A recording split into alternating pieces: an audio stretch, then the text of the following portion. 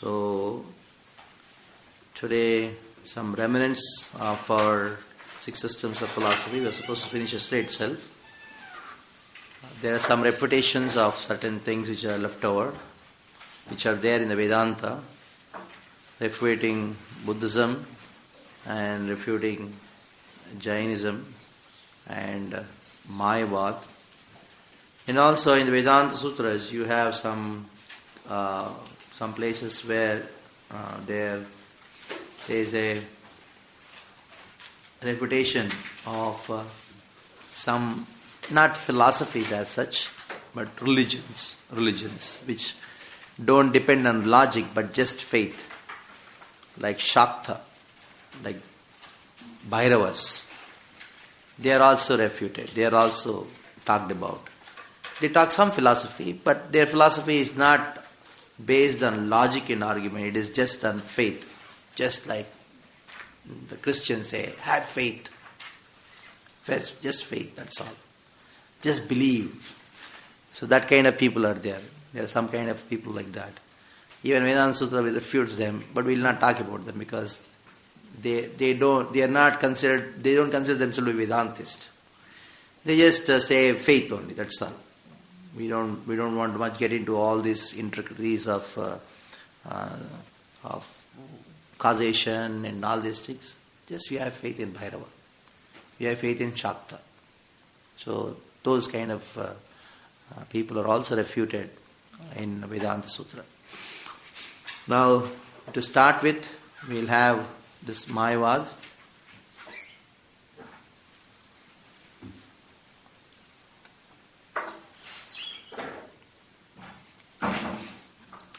We'll have Mayavad.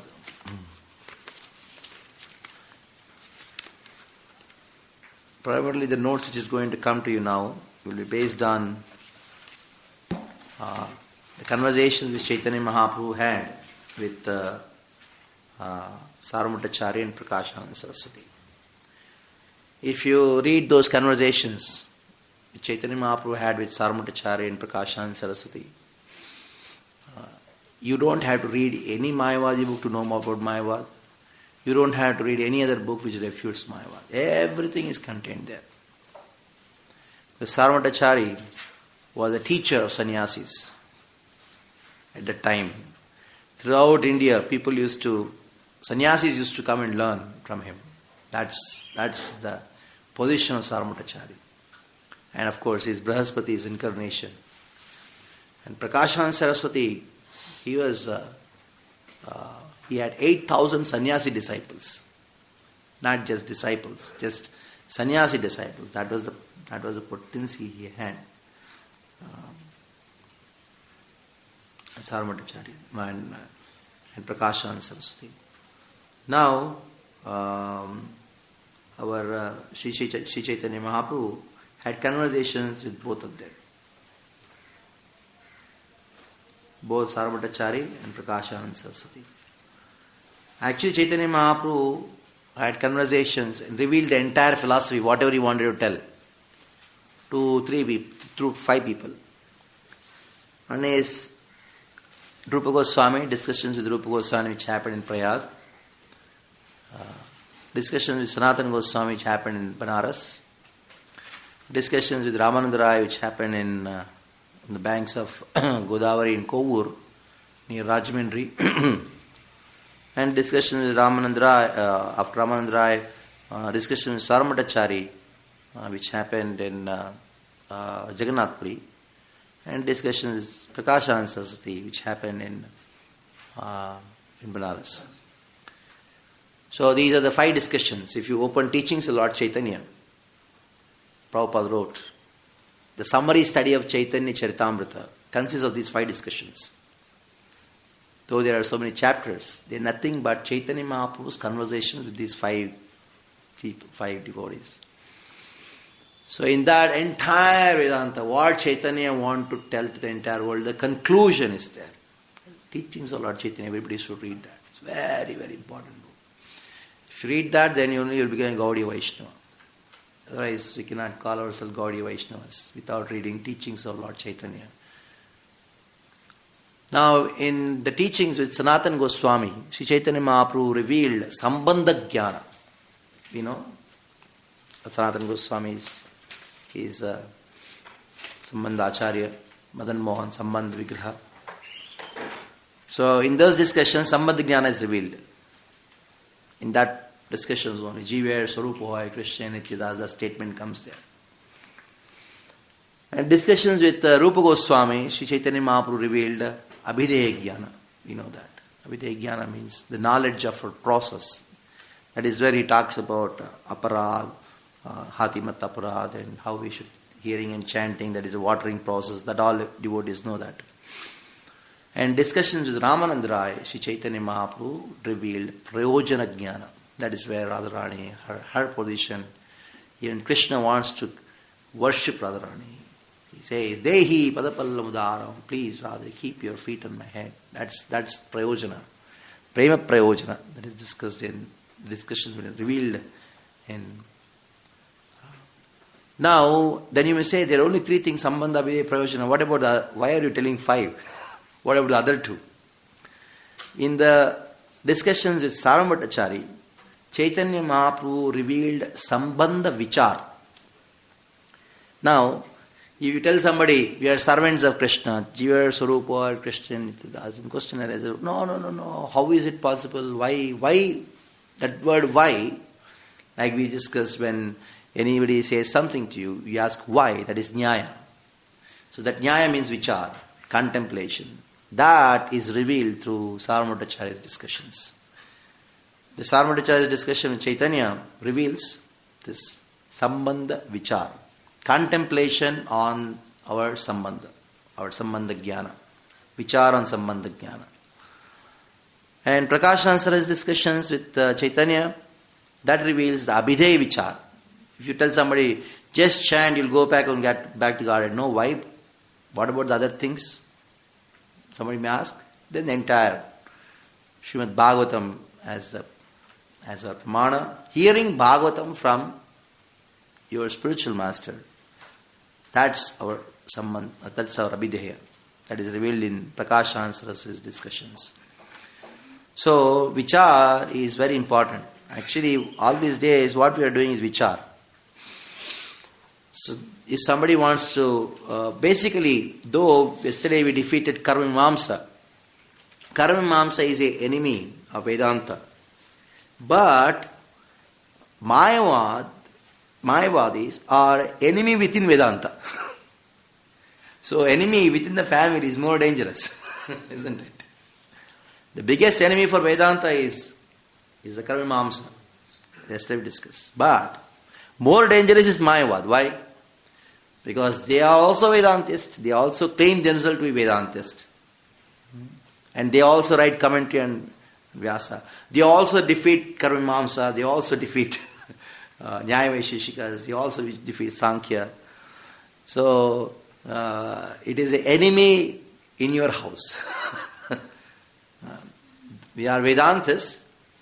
So, within the Vedantas, Srila Prabhupada many times write these points that Vedantists are 2 kinds, Vaishnava Sannyasi and Mayavadi Sannyasi.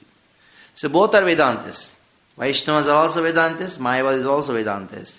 So they are in the one family, but enemy within the family. More dangerous. So we have to discuss about them. As I told, Sri Chaitanya Mahaprabhu's discussion with Sarambhattacharya and Prakashananda Saraswati is enough for understanding about Mayavad, what they say and how to refute them. We'll just talk basically about them. Now we all know Chaitanya Mahaprabhu.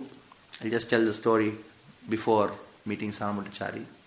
It's also good to hear about Chaitanya, because Sri Baladev Vidyabhushan Prabhu, in one of the verses in Vedanta Sutra, he says that if somebody feels that somebody wants to make sure that he should not be contaminated with these philosophies, he should just think of, he should keep the form of dancing form of Chaitanya Mahaprabhu in his mind. If somebody sees Chaitanya Mahaprabhu chanting and dancing with pranayashru, with his love, tears filled with love, flowing through his eyes, if he just remembers that form of Chaitanya and keeps that form in the heart, and all these philosophies will run away from your consciousness. Now, he gives example of how Chaitanya, when he went to the South India tour, he met all kinds of philosophers, all the Mayavadis, the Buddhists, the Jains, and Nyaya Vaisheshikas, Karmamamsas. But he never argued. He never argued with anybody. Just by his dancing, in chanting and dancing, he conquered their heart. So, though we are studying all these philosophies, as I told in the very first session when we met, nobody till date has converted anybody's heart by argument. You can conquer one's intelligence by argument, but not the heart. Heart can be conquered only by love. So don't think by using these arguments you can defeat somebody and make that person a devotee. You cannot make a person a devotee by arguments and this philosophy. You can make a person a devotee only by our love for Krishna. That is what Chaitanya Mahaprabhu preached in South India.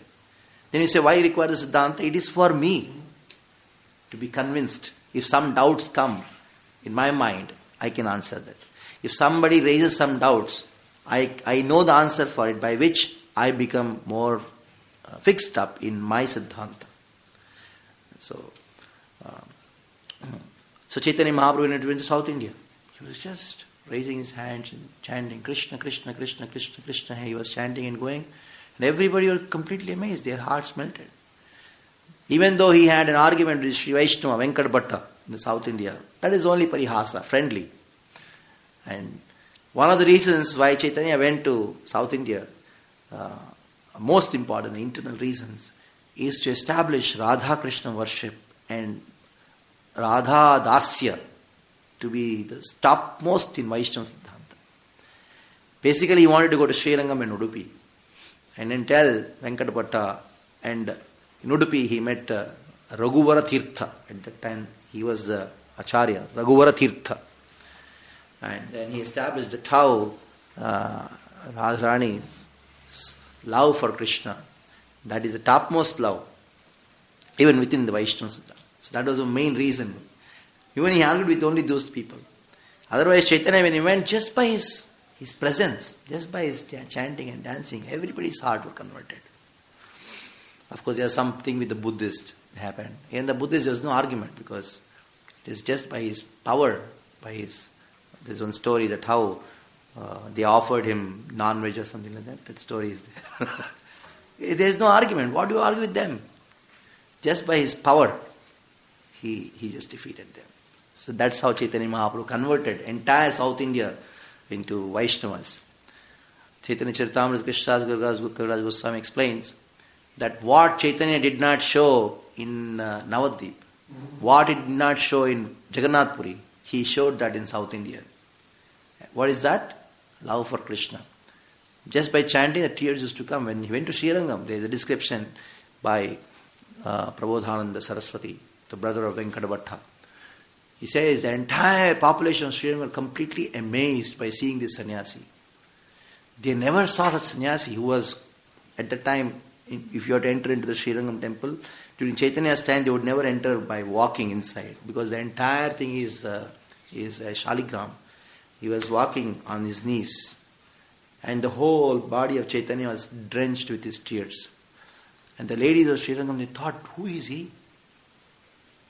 And the way they welcomed Chaitanya to Venkat Bhatta, very nicely description. They told they were stunned and they were totally amazed seeing this sannyasi. So that is the way we can influence people, not by tarka. That is the Prabhupada says, purity is a force, not by that. This tarka is for me, is for discussing among our devotees and establish our Siddhanta, be fixed up in our, this is the Siddhanta. Never go after the six systems of philosophy. Okay, now, where is a Nyayi? Come, let me let me hit you with our... No question of any tarka. That time has gone. So Chaitanya Mahaprabhu, he reached, he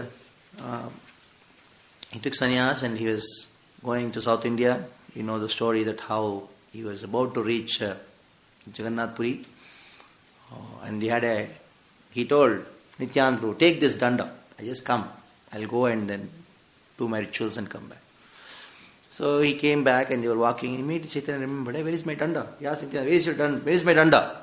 Then I just broke it into 3 pieces and threw it off.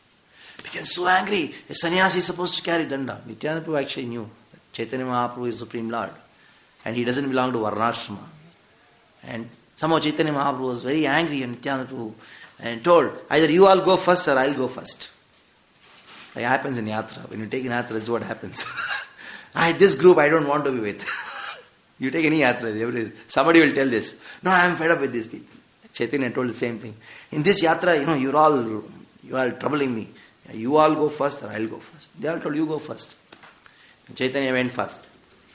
So as soon as he saw the chakra near Atranala, he just went into ecstasy and he fainted. In Chaitanya Charitamrita, the fainting of Chaitanya is like explained many times.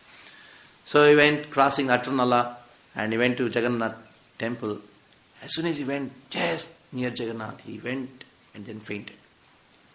As soon as he fainted, all those people who were pandas here and there, they thought, hey, who is he? Well, why are you here? Let me get him out. But then Sarvatachari came. And Sarvatachari came, he stopped. He saw there's a beautiful form of Chaitanya, just completely unconscious. He's a very learned scholar, so he understood that there are some Mahabhav symptoms in him. And Sarvatachari knows what these Mahabhav symptoms are. And he understood this cannot be in an ordinary person, he must be a Mahapurusha. So he took a cotton piece and then put it in the nostrils and then thought, okay, now he's breathing, he's still alive. So he made them, Pandas, carry Chaitanya. It's a long body, 7 feet, a huge body. It's a Sonar Parvata. In one of the songs it is described that Chaitanya Mahaprabhu, when he used to dance, people used to say that a golden mountain is dancing, Sonar Parvata. So the Chaitanya Charitamrita describes like the ants would carry a sugar piece. In the same way, Chaitanya Mahaprabhu was carried to Sarvatachari's house. So he was, Sarvatachari's house, Chaitanya is there. He's still unconscious, seeing Jagannath. Behind all these devotees came. And they were thinking, they were asking people, where have you seen a sannyasi? Oh, then they told, yeah, a sannyasi was there even. By the time Gopinath Acharya came, he recognized Mukunda. He recognized Nityananda Prabhu. He made obeisances. Then they understood, okay, Chaitanya Mahaprabhu is in Sarvatachari's house. Let us all go and see there. They went and they saw Chaitanya was unconscious. They first felt, why is he unconscious? They felt very bad. At the same time, at least he is found, he is here in a safe place. They were happy. So Sarvatachari told, don't worry, you all go and then you have darshan of Jagannath and come back for lunch. And he sent Gopinath Acharya, one of the assistants, and then told that you go and make him have darshan. So they all had darshan. By the time they came back, it was just before noon. Chaitanya just came back to consciousness. And Sarvatachari, he paid obeisances to Chaitanya Mahaprabhu, saying, Namo Narayana. And Chaitanya, he blessed him, saying that, Krishne Matirastu. Then Sarvatachari, he is a Vaishnava sannyasi. Now I got some work. That is what Sarvatachari thought. I got some work to do now. Now I'll convert him into a Mayavadi now. Because Krishna Matirastu, that is only blessing with a Vaishnava sannyasi would give. Like many devotees would go to sannyasi and say, oh Maharaj, please bless me, I get a new house. Vaishnava sannyasis, they don't give any blessings other than one blessing. Krishna Matirastu, Krishna Matirahu. This is the only blessing. That is what Chaitanya Mahaprabhu gave, and that is what the sannyasis, Vaishnava sannyasis would give. Don't go to any of the sannyasis, oh Guru Maharaj, please bless me, I should get married, I should get a good wife, good husband. They will not do that. Because that is against the principle of Vaishnava sannyas. There is one whole rules and regulations what a sannyasi is supposed to do. One of the things, he should never bless anybody of material gains. Otherwise, his consciousness will always be stuck in that. He is blessing with somebody with material gain means what? He feels that material gain is also important. Then Like there's a chance of we getting attached to. Another sannyas dharma is this. Of course, by blessings of the sannyasis, even the blessings of Krishna Matirahu, Krishna includes everything, so people will get everything. The service of sannyasi, with your desire you go.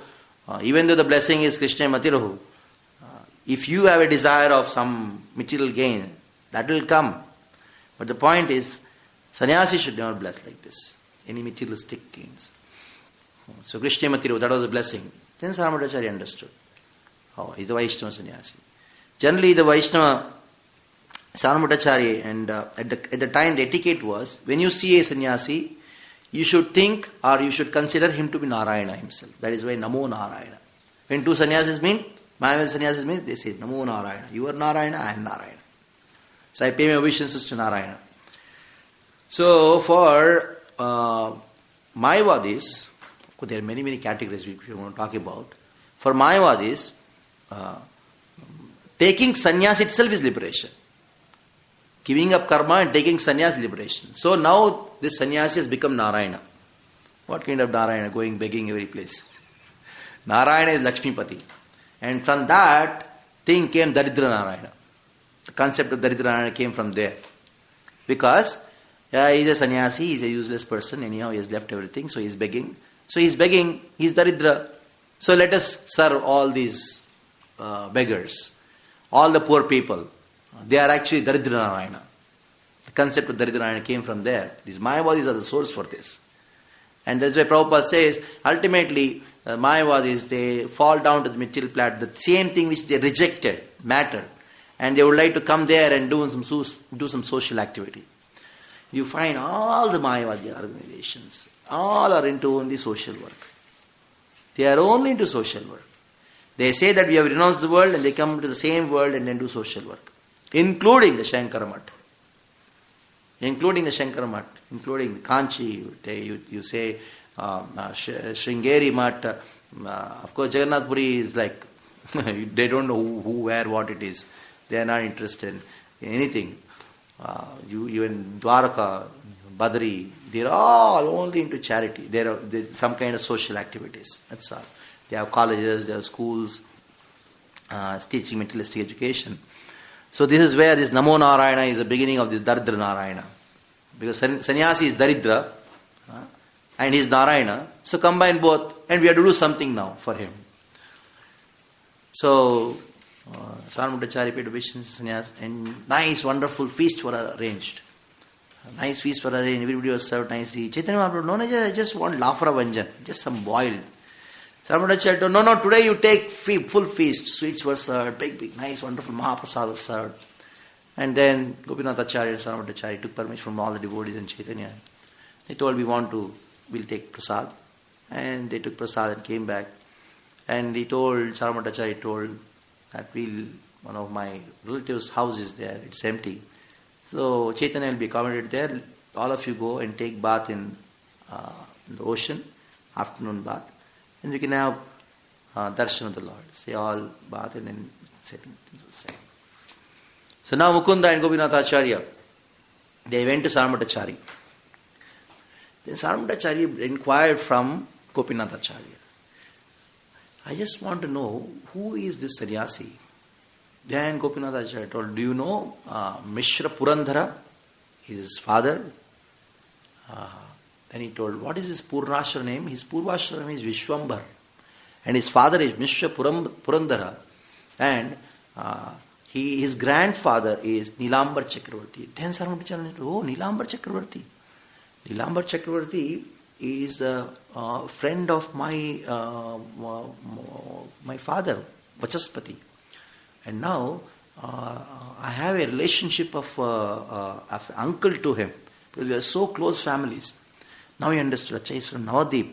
Now you have still go, if you go to Vidyanagar, Nilambar Chakravarti, he was a very great teacher at that time in Navadip. So in this the conversation went on, and he told, Acha, he is such a very humble sannyasi, very beautiful, and he is very young. Acha, he is initiated into the Bharati Sampradaya. Oh, Bharati is a very low class sannyasi. Bharati is not such a high class sannyasi.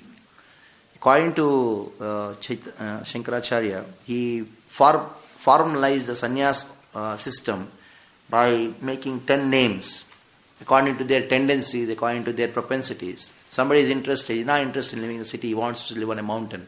He's known as Giri. Somebody wants to take bath in a river, he stays next to a river, he's known as Tirtha, according to their tendencies. And somebody who is very much interested in philosophy, logic, and he is known as Saraswati. So Bharati is not such a high class thing. Tirtha and Saraswati, they are very high class. So Chaitanya told that, Sarvamachari told, you see, you do some arrangement. I will make Chaitanya, I'll give the saffron dress to Chaitanya and do the ritualistic activities so that I can promote him to the Saraswati level of sannyas. Gopinathacharya very furious. And Sarvamachari told, you see, he's a sannyasi. Sannyasi should be interested in Vedanta. If somebody doesn't study Vedanta, if a sannyasi doesn't study Vedanta, what's going to happen? There is a chance of fall down. Just imagine. Chaitanya is the Lord himself, Achyuta. And now Sarvamachari is saying there is a chance of him falling down if he doesn't study Vedanta. So I'll teach him Vedanta. Already you know he's young, he's beautiful. So he's young sannyasi, every chance of falling down. So I'll teach him Vedanta. So two things Sarvamachari proposed. You go and convey to Chaitanya that I'll promote him to Bharati level from Bharati to higher level of sannyas, and I'll teach him Vedanta. Then Gopinathacharya told, what is this you are saying? You know who is he? He's the Supreme Lord himself. Sarvamachari told, what you are talking? So, you know, the Lord appears only in 3 yugas. 4th yuga he doesn't appear. 3 yugas, Satya, Trita, Dwapara. That is why one of the names of the Lord is Triyuga. Then Gopinathacharya told, see, you cannot understand Chaitanya as the Supreme Lord because you don't have the mercy of the Supreme Lord. You are only interested in logic. Only those who have got the mercy of the Supreme Lord, they can understand. Then he quotes a verse. Athapite devat padambudadvaya leshanu grihitaivai janati tattvam bhagavan mahimno nachanyadyekob chiram vichinnam. This Bhagavatam verse he quotes, where it is mentioned, only those who have got the mercy of the Lord can understand the Lord. So this verse talks about it. Then you don't have the mercy of the Lord. Then Sarvamachari told, okay, whatever it is. But you may say so many things, but scriptures don't talk about incarnation in the age of Kali. Then Gopinathacharya told, you don't know Mahabharata. You don't know Bhagavatam. That is the problem. Mahabharata and Bhagavatam clearly talks that the Lord is appearing in the age of Kali. It is Channa Kalau. He quotes the verse by Prahlad. Prahlad says, Itham, in this world, Lord, you appear Dashavatare, in different species you appear. Many species you appear. And now in the age of Kali, you appear Channa Kalau. And then he says, in the Vishnu Sahasranam it is mentioned, Suvarna Varna Hemanga Varangas Chandanangati Sannyasa Krichamashanto Nishta Shanti Parayana. So, Sannyasa Kriti, see, he takes sannyas, this is explained. And Bhagavatam verse which talks about how Yajanti Sumedashaha Krishna Varanam Dvisha Krishnam, these verses he quotes. Then Sarvamachari tells, see, you convey my request to him, the sannyasi, that I can promote him to the higher level of sannyas, but too I'll teach him Vedanta. And they became very few. And Mukunda was there. He was happy to hear this conversation. Both of them went to Chaitanya. And with a very great anger, Gopinathacharya told Chaitanya, see, this my brother-in-law, because they're related brother-in-law, he is telling that he is going to promote you to higher things and he is going to teach Vedanta. What? He doesn't understand that you are the Supreme Lord. And Chaitanya told that actually he has got Vatsalya for me. He has got parent of affection for me. That is actually sannyasi. Vaishnava sannyasi means this. So somebody may think, okay, who are you? I'll teach you so many things. But a sannyasi is humble. Chaitanya taught how to be a sannyasi. Okay, whatever it may be, he's having parental affection for me. He's actually having concern for me. Like every father would have a concern for a child that he should not fall down. In the same way, Sarmadacharya is having concern for me. Okay, he wants me to teach Vedanta, so let me go. Let me go and learn Vedanta. So by the time Chaitanya went and then met Sarmadacharya again paid obeisances to him. Namo Narayana. Now he's going to be the teacher. Teacher paying obeisances to student. Sannyasi is at a higher level. So Chaitanya made, Sarmadacharya made Chaitanya sit at higher level. The teacher is sitting at lower level. Because according to ashrama, you just imagine, Sarmadacharya is following the entire etiquette of keeping a sannyasi at a higher level, respecting him. All the respect is there, but internally he's thinking, I will teach him. What kind of respect? Very, very strange. So, in this way he was, he made him sit, and then the discussion started. Now, discussion, by the time the notes come till, still I'll just go on with the discussion. Everybody got the notes? No, it's not coming. So the discussion started for 7 days and 7 nights. Not nights, only the days only. Night used to go back. So, where is that? Huh? No, it's not come. He has gone for Zarats. Transformation, Kattamasi explained, refutation of Buddhism. Yeah, this one is here. Okay. Now, 7 days he was hearing. After 7 days, all the 7 days Sarmadacharya is speaking so wonderfully and elaborating on Sharirika Bhashya of Shankara. Shankara's Bhashya and Vedanta is known as Sharirika Bhashya. Chaitanya Mahaprabhu sitting here carefully listening. And neither he was telling who nor just like listening. And after 7 days, Sarmadacharya asked a question. Are you understanding what I am saying? Then Chaitanya told, no.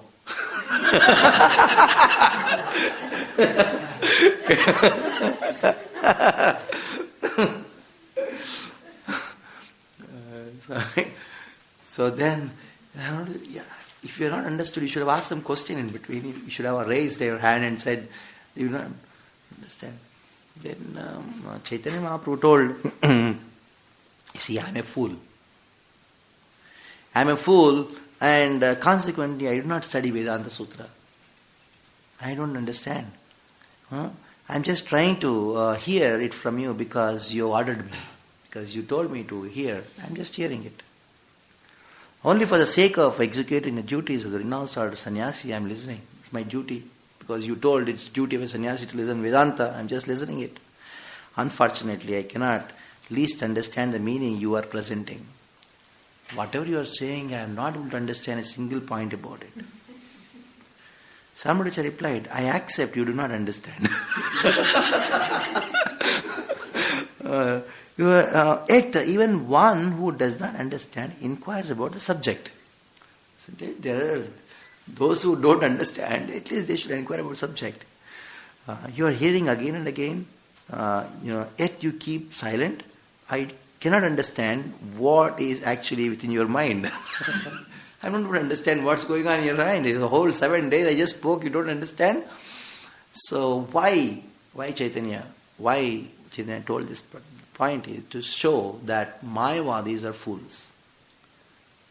And you are a fool. Instead of telling Mayavadis are fools, Chaitanya told that I am a fool. So, I cannot understand Vedanta. The argument is like, it's a very, very subtle thing. Like, you ask somebody, do you understand what I said? No. That means what? I am foolish, what can I do? What does it mean?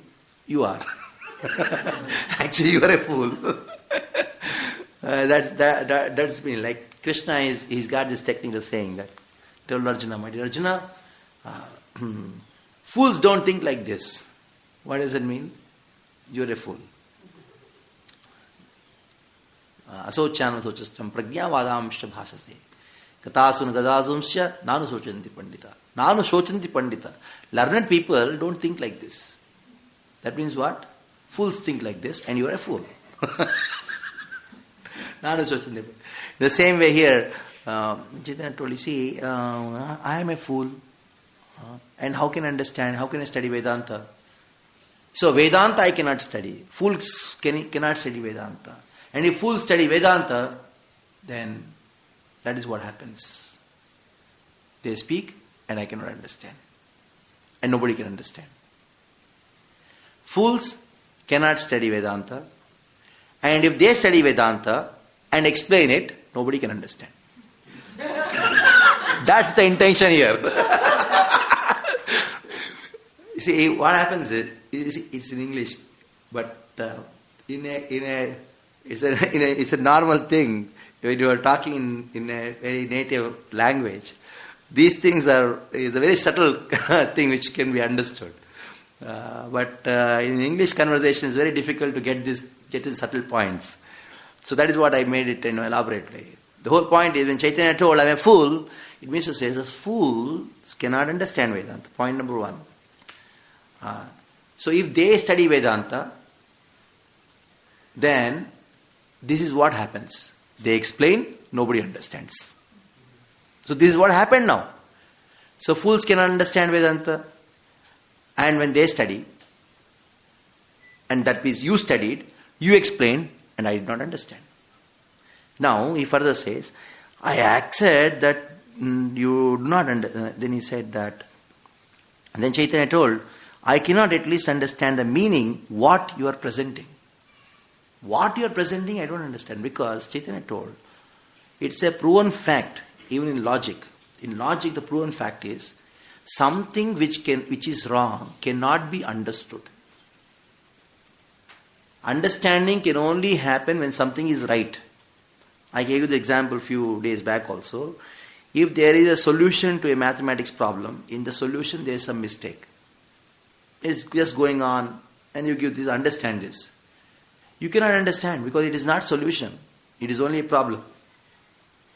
Actually, you are complicated the problem. So that is the point. And after that, then Chaitanya Mahaprabhu then revealed his mind.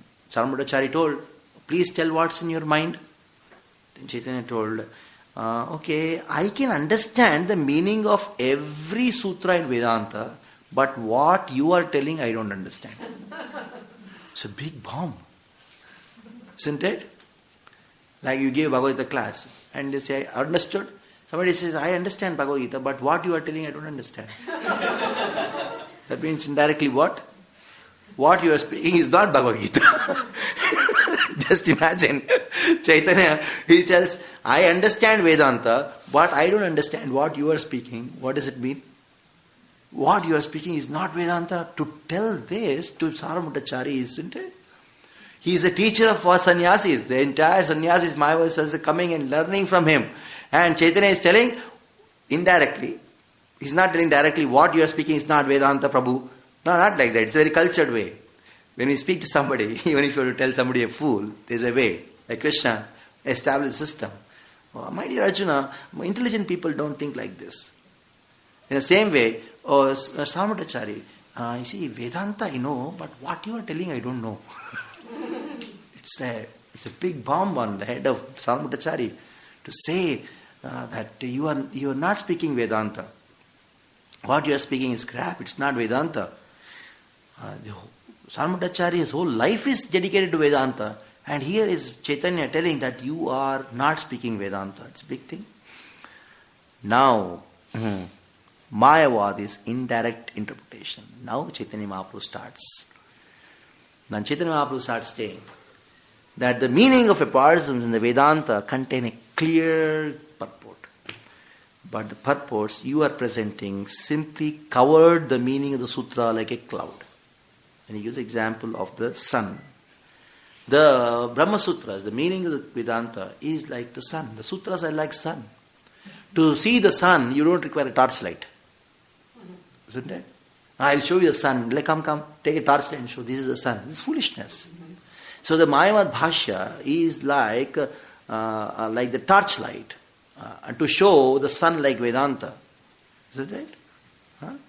So there are many examples based on sun and torchlight. The torchlight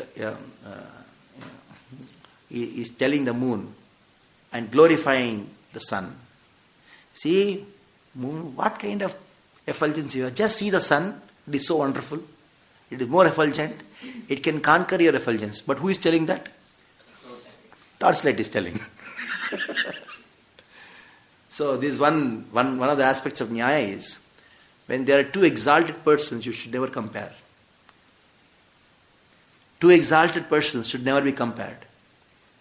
Because the comparison between two exalted persons, when somebody like us do, it is like a torchlight trying to talk to moon and saying that, oh, you see, sun is greater than you. Torchlight doesn't have an authority to talk about it, isn't it? Doesn't have any authority. You are a torchlight.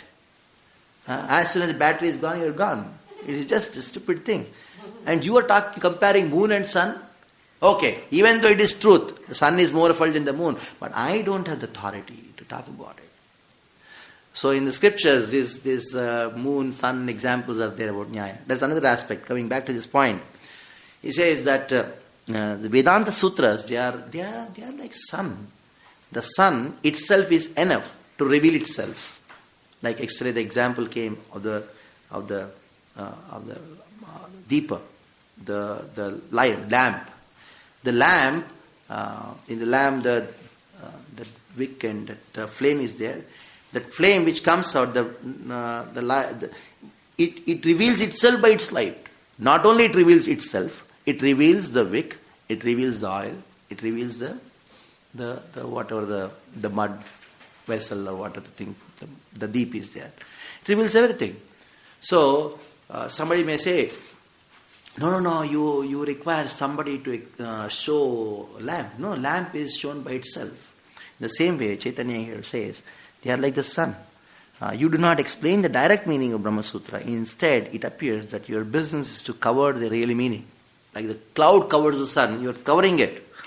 Chaitanya Mahaprabhu continued, the Vedanta Sutra is the summary of all the Upanishads. Therefore, whatever direct meaning is there in the Upanishad is also recorded in the Vedanta Sutra or Vyasa Sutras. For each sutra, the direct meaning must be accepted without interpretation. However, you simply abandon the direct meaning and proceed with your imaginative interpretations. Although there is other evidence, the evidence given in the Vedic version must be taken as the foremost. Vedic version understood directly are first class evidence. Now, the Vedanta Sutras not only accept Vedas as the topmost evidence or pramana, but they also say the Vedas should be accepted as it is. Prabhupada's as it is. This word as it is comes from here. Means it is a direct meaning, no indirect meaning. Now, when the paper comes, I'll talk about this later because it should be important. Because if in the scriptures, then you will get the exact sentence. In the scriptures, there are three ways of understanding a scripture. One is the direct meaning, other is the secondary meaning, the indirect meaning. The third is the allegorical meaning. Allegorical meaning. I'll explain it. Allegorical meaning. The first is the direct meaning, like Krishna says that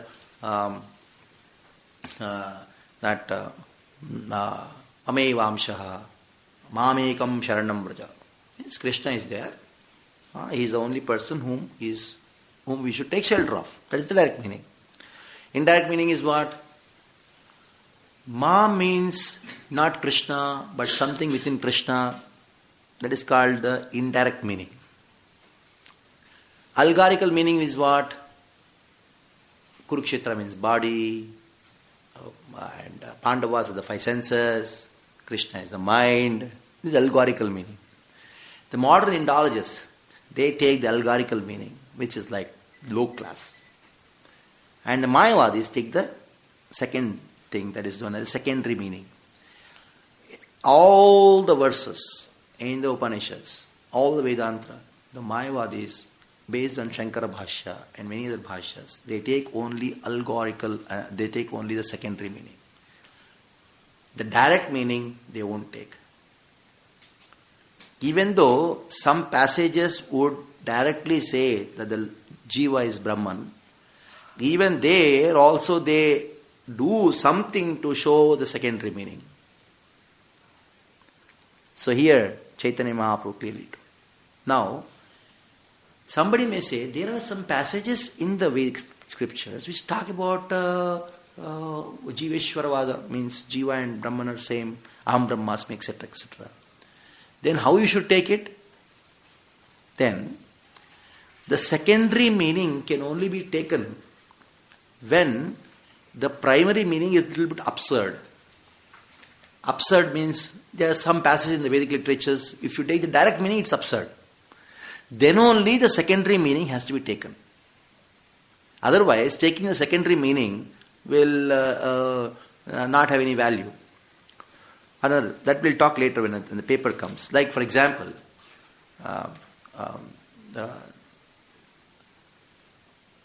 another point which is spoken here is, when secondary meaning can only be understood properly when you read the entire thing, not just take one thing and explain.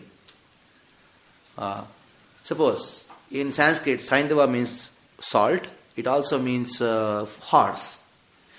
Somebody tells, get me Saindava. And he is eating, and get me Saindava. What does it mean? Is it means horse or salt? It means salt. So you should know the context, you should know the entire thing. While eating, why he requires a horse? So there are some things, if you interpret like that, it becomes absurd. So that point we'll talk later. Although there is enough evidence given in the Vedic literatures, Vedic version has to be taken the foremost now. Now, Prabhupada gives purport in the Chaitanya Charitamrita regarding this aspect. Works that should be consulted are Srila Jiva Goswami's Tattva Sandarbha 10 to 11, Srila Baladev Vidyabhushan's commentary on the following verse of the Brahma Sutras, Shastra Yonitvat, Tarka Pratishthanat, Shuteshu Tadhamulatvat, are commented upon by Sripad Ramanujacharya, Madhvacharya, and Mbarakacharya Baladev Vidyabhushan Prabhu. In his book on Sarvasamvadini, Srila Jiva Goswami has noted that there are 10 kinds of evidence: direct perception, Vedic version, historical evidence, hypothesis, and so on. And although there are all generally accepted as evidence, the person presenting a hypothesis, reading the Vedic version, perceiving or interpreting by his experience, is certain to be imperfect in 4 ways. That is, he is subject to committing mistakes, being illusioned, to cheat, and to have imperfect senses. Although evidences may be correct, the person himself is in danger of being misled due to his material defects. Apart from the direct presentation, there is a chance that any interpretation may not be perfect. Therefore, the conclusion is that only direct presentation may be considered evidence.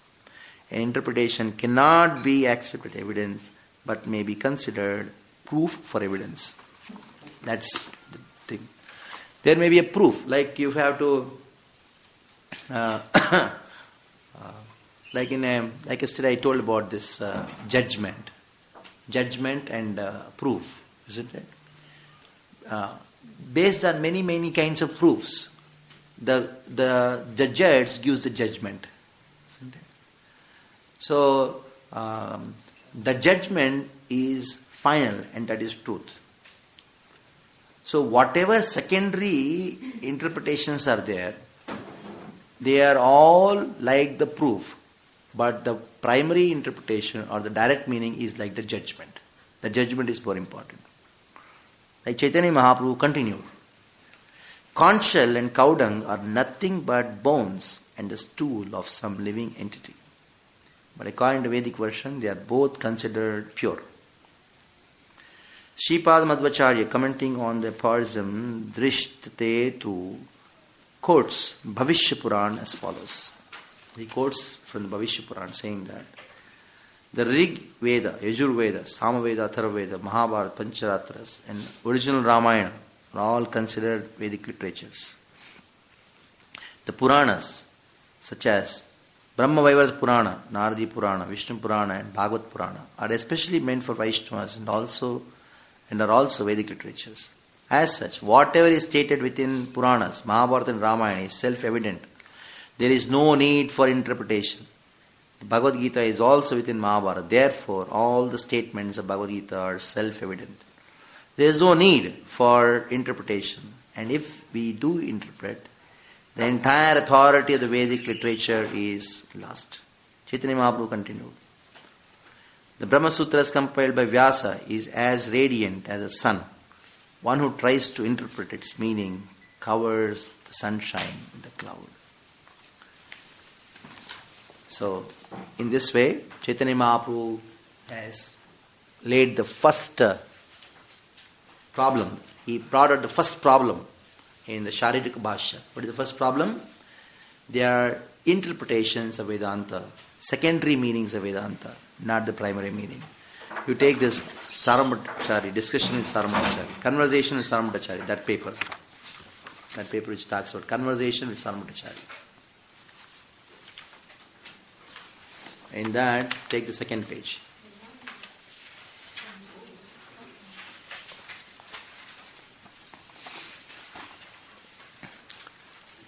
Now the first point is over, that is direct interpretation has to be taken. The problem with Sharirika Bhashya is indirect interpretation. None. That paper which talks, which is heading like conversation with Saramachari in the heading. Got it? Second page. Second page you see Brahman is a person. That's what is established. Second bomb which was thrown on consciousness of Saramachari by Chaitanya is this. Now no discussion in between. Chaitanya is just going on pouring one bomb after other bomb, one bomb after other bomb. The first bomb is your Vedanta is misinterpreted by Shankara. The second bomb is this. All Vedas and literatures that strictly follow the Vedic principles explain the Supreme Brahman is absolute truth, the greatest of all and features of the Supreme Lord. Actually, the Supreme Absolute Truth is the person, Supreme Personality of God with full opulence. You're trying to explain him as impersonal and formless? Chaitanya says. There is a distinct difference between Chaitanya Mahaprabhu's conversation with Saramachari and Chaitanya Mahaprabhu's discussion with Prakashananda Saraswati. Chaitanya Mahaprabhu converted the heart of Saramachari after speaking to him. But with Prakashananda Saraswati, Chaitanya Mahaprabhu converted us before speaking to him. Means that Chaitanya went there, when all the sannyasis were sitting, he thought, I'm just slow. He just sat at the place where the people wash their feet. And some Prakashananda Saraswati saw, hey, he's like Narayana. Just by looking, and he just gave his hand. Why are you sitting here? Please come sit along with us. That simple service which he did to Chaitanya. There only became a Vaishnava. Discussion was later. That is why there is a difference in the mood in which Saramachari is a discussion and difference between the mood with Prakashananda Saraswati. There are two ways of argument. There are two ways of questioning and question answers. Like Arjuna in the Bhagavad Gita, he says, when Krishna told to Arjuna that I spoke this science to Vashwan, many years back I spoke this science. Then Arjuna had a doubt. How is this possible? Aparam bhavato janma param janma vishwataha. Katam etad vijaniham tvamado proktavanti. The 4th chapter, we all know this prasanga. Where Arjuna told Krishna, I have a doubt here. How he presented the doubt, just see. He says, Aparam bhavato janma. Bhavataha, yours, janma. He is aparam, later, it happened later. Aparam means later. And Vivaswan's janma, param janma vivasvataha. Vivaswan's birth was before. Now, the question is, Katam etat vijaniyam. How can I understand? See the doubt? How he asked the question? How can I understand? The question is not, how is it possible? But the same thing. But the point is here, the mood is what? How can I understand? When the question is put like this, the mood is known as pratipaksha. Pratipaksha mood of argument or questioning. Question is, I accept your statements are true. You are the proper authority. The problem is not in with you. The problem is not in what you are speaking. The problem is with me in understanding. That is why, how can I understand? Parapraksha is what? How is it possible? That means what? I am intelligent to understand everything. What you are speaking, there is something problem. There is a problem with you. So doubt can be there in the subject, but doubt, if there is authority, don't sit in the class. Doubt can be there in the subject. If the doubt is in the subject, then it is known as pratipaksha. And if the doubt is in the authority, it is known as parapaksha. Means you take the opposite side. So if you are with the teacher or the person whom you are, that is known as pratipaksha. You are together, sahana bhavatu, sahano bhunaktu. But the doubt is with me because I am the student, I don't know. So here, it's Sarvamatachari, it is known as parapaksha samvada. Parapaksha samvada means, now Sarvamatachari, Chaitanya Mahaprabhu speak to Sarvamatachari, considering Sarvamatachari's parapaksha, means opposite side. Whereas in discussions with Prakashananda Saraswati, it is pratipaksha. Because Sarvamatachari, Prakashananda Saraswati is already converted. Already his heart is melted. So Prakashananda Saraswati told, can you please tell us? That is what he That's the mood. But here it is not like that. That's why Chaitanya Mahaprabhu's words are different here. Actually, the absolute truth is a person, the Supreme Personality of God, full of opulence. You are trying to explain him in an impersonal and formless way. So generally when you go for preaching, you get questions based on these two moods. So you should understand, and in this way you should answer. If it is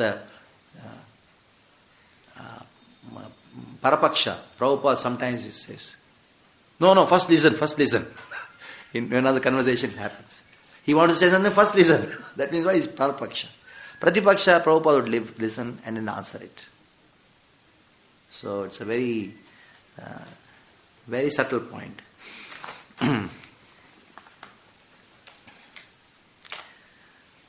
Now, whether there is wherever there is an impersonal description in the Vedas means to establish that everything belongs to Supreme Personality of God and is transcendental and free of mundane characteristics. This point I discussed before also, but this should be understood very nicely. Because in the Vedic literatures, there are so many passages where it talks about the Lord having no form, arupam, these words appear.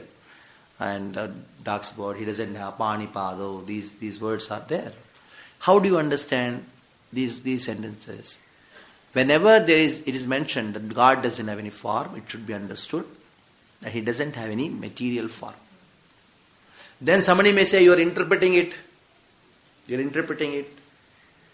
No, there is no interpretation, because there are descriptions in the Vedic literatures which talk about God having form. So why interpret? If you have to interpret, you have to interpret both. Instead of that, let us do samanvaya. Samanvayadikarana. Samanvayadikarana is the most important thing for a student of Vedanta. Or in any place. Like even in practicality also. Practicality means in the sense some vyavaharika things also. See, like for example, you are in some authoritative position and two devotees come and they fight. Generally it happens every day. That's what the president does in every temple, solving fights between devotees. So now there are two pujaris come and say they are fighting. Oh, today is blue dress, today is green dress. Both are fighting. then how do you solve? You should show how both of them are right. He is also serving Krishna. You are also serving Krishna. Both have the intention to serve Krishna. So one become humble. There is nothing like you are right, you are wrong. Isn't it? So that is called samanvaya. So there are some scriptures which say that God has form. And there are some scriptures which say God doesn't have form. And they are saying what is right, what is wrong. Because both are scripture, isn't it? Since both are scripture, you should say both are right. How they are right? In this way, interpretation is allowed because there is contradiction. When contradiction is there, interpretation is allowed. And the interpretation is to see how both are right, not to prove that one is right, one is wrong.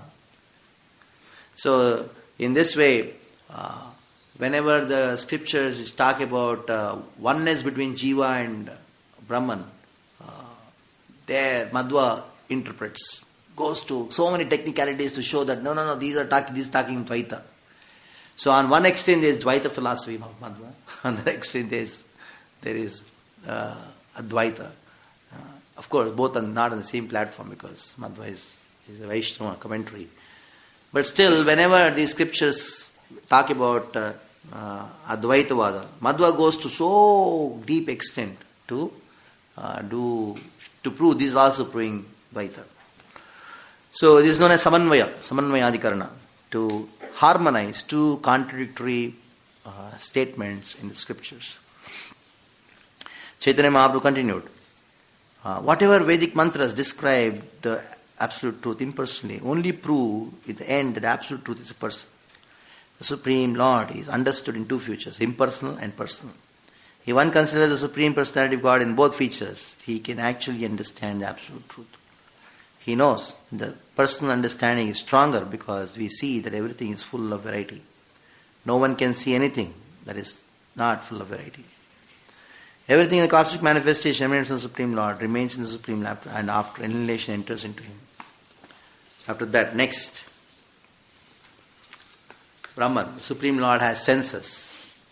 After this second bomb or third bomb, the Lord has senses. Chaitanya Mahaprabhu continued, when the Supreme Personality Godhead wished to become many, he glanced over the energy.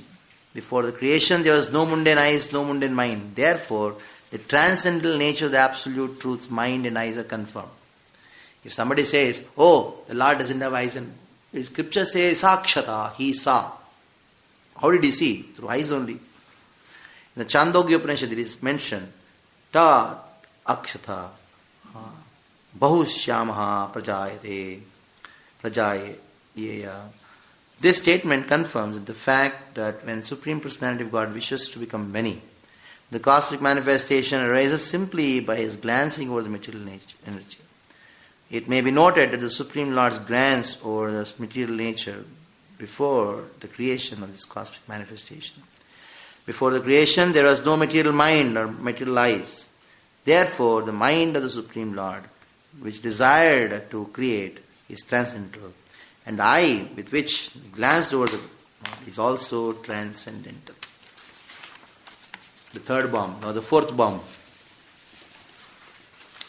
Brahman is Krishna. So he has got form, he has got senses. Now how these form and the senses, where is the description about them? The word Brahman indicates the complete Supreme Personality of God, who is Krishna. This is the verdict of Vedic literatures. Next, the confidential meaning of the Vedas is not easily understood by common men. Therefore, that meaning is supplemented in the word of Puranas. There's another problem with the Mayavadis. They don't accept Puranas. So, the Puranas are supplementing. Now, there is a words quoted by Chaitanya. How greatly fortunate are Nanda Maharaj, the cowherd man. He is talking this to Saramudachari. And all inhabitants of Vajrabhumi. There is no limit to their fortune because absolute truth, the source of transcendental bliss, the eternal supreme Brahman, has become their friend. Become their friend. Itham jatam brahma sukhanubhutya dasyam gatanam paradevatena. That words. The Vedic Panipadha mantra rejects material part, material hands and legs. And it states that the Lord goes very fast and accepts things offered to him. Panipado javano gritva. Though he doesn't have hands and legs, he walks very fast And he is all described in Vedic literatures. All these mantras confirm the absolute truth is a person, but Mayavad is throwing away the direct meaning, interpret the absolute truth in impersonal way. Then we know that verse.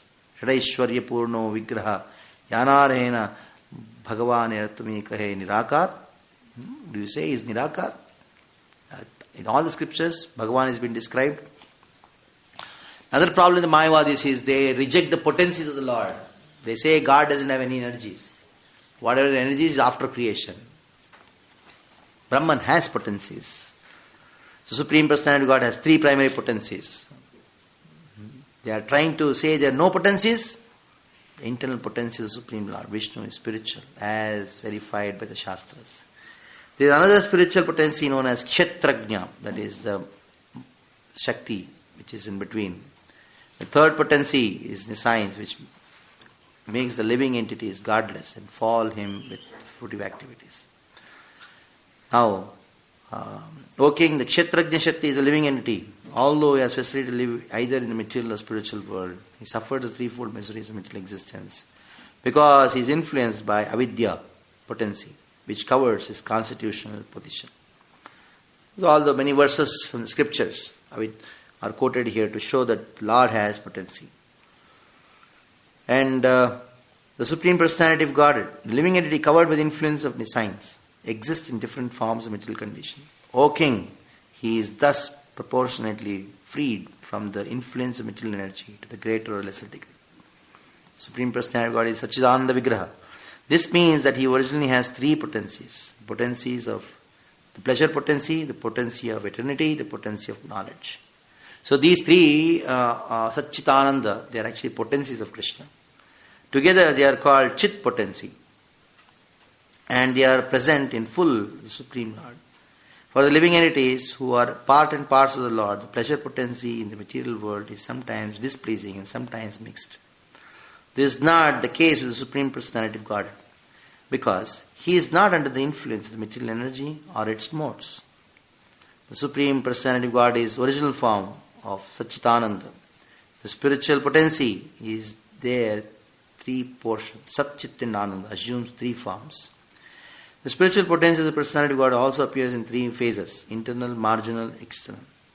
These are engaged in devotional service and love. In their spiritual potency, the Supreme Lord enjoys 6 kinds of opulence. You do not accept the spiritual potency, and this is due to your great imprudence. Don't accept it. This is your imprudence. You are such a thing. Even though scriptures are telling so much, you don't accept potency of the Lord. That's the problem. Shakti Vihina. How can God be without energy? He's impotent. One place Prabhupada says, in one of the lectures, he says, Mayavadi says God is impotent.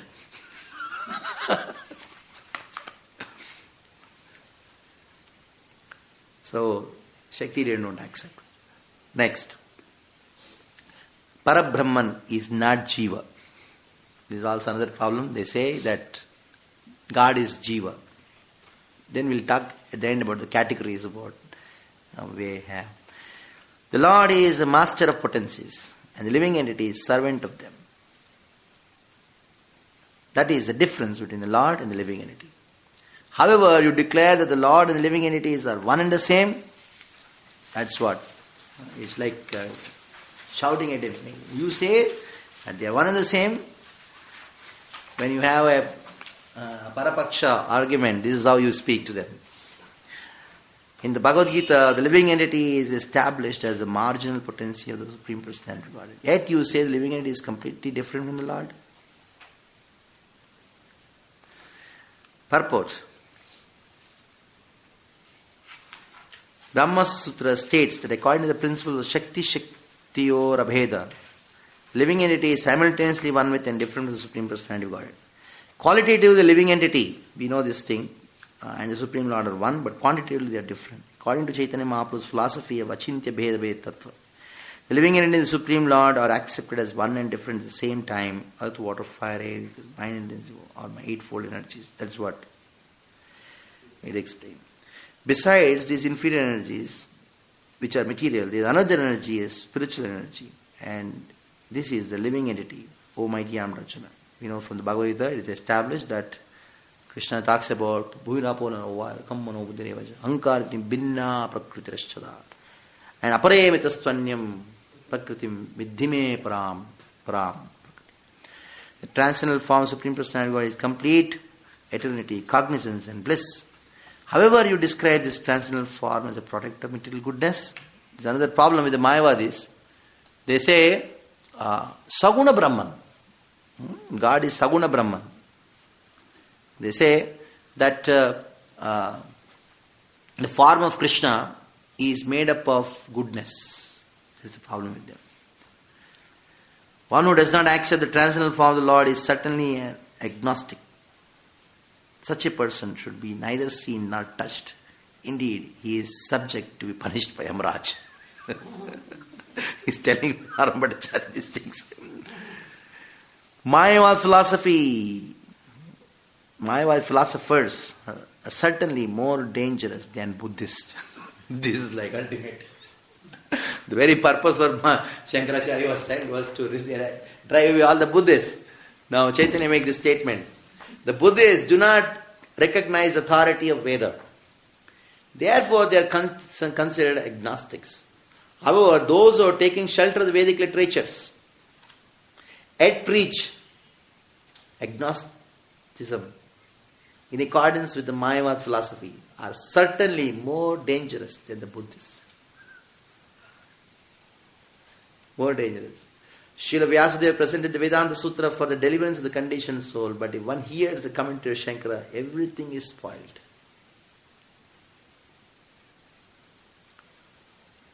Manifestation of the world is Shakti Parinamvada. Now let us see what Mayavadis are talking about this manifestation of the world. The Vedanta Sutras aim at establishing that the cosmic manifestation has come into being by the transformation of the inconceivable potency of the Supreme Personality of God. We know that it is on a Shakti Parinamavada. Now, the example given for Shakti Parinamavada is a touchstone. The touchstone, after touching iron, produces volumes of gold without being changed. Similarly, the Supreme Personality of Godhead manifests himself as a cosmic manifestation by his inconceivable potencies, yet he remains unchanged in his eternal transcendental form. Now just see, even if this touchstone is a material thing, even material thing has such an object, what to speak of the Supreme Lord?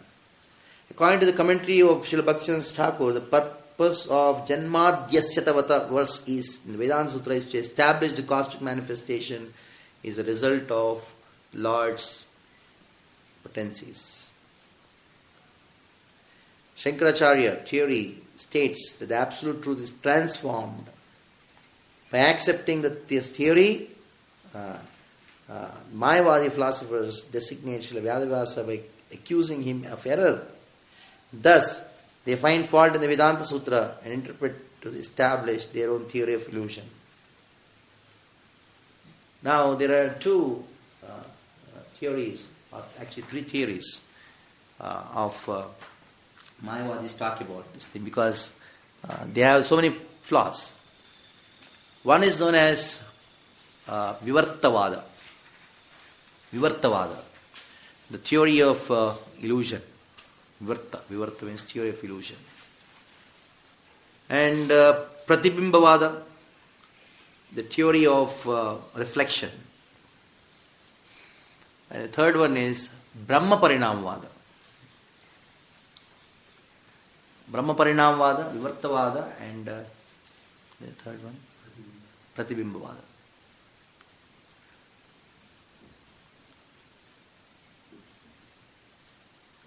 So Vivartavada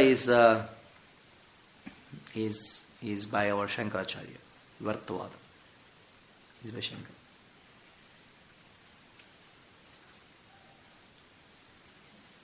And Brahma Parinamvada were by the philosophers, impersonal philosophers before Shankara. I'll talk about them, like Yajnavalkya. Brahma Parinamvada. I'll just tell about it. Just before Shankara, this was going on. Brahma And then after Shankara was this Pratibimbavada. After Shankara. In Brahma Parinamvad, there's a problem. Brahma Parinamvad. Brahma Parinamvad means like Shakti Parinama. Parinama means transformation. The Brahma Parinamvad is, they told the Brahman becomes this world, the Brahman becomes Jiva. The Brahman becomes this world and the Brahman becomes Jiva.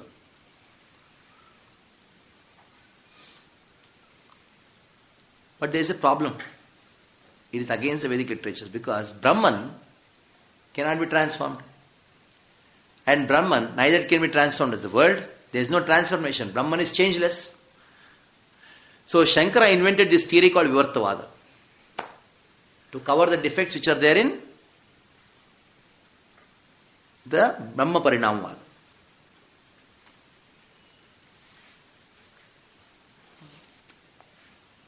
There's full notes on this in the next page. But to give an introduction, because something you hear once or two, 3-4 times, then it goes into the mind very, very clearly. Now, what is this Pratibimbavada? What did Shankara do? Sorry. Now, you understood about this Brahma Parinamvada. What is the problem with that? The problem is, Brahman is changeless. So now, how did it change into this world? How did it change into this Jiva? No, so there's some problem with it. So this section of Mayavad philosophy had a problem. So then Shankara brought a new theory. No Parinam. It is only Vivarta. What does Vivarta means? Virtual.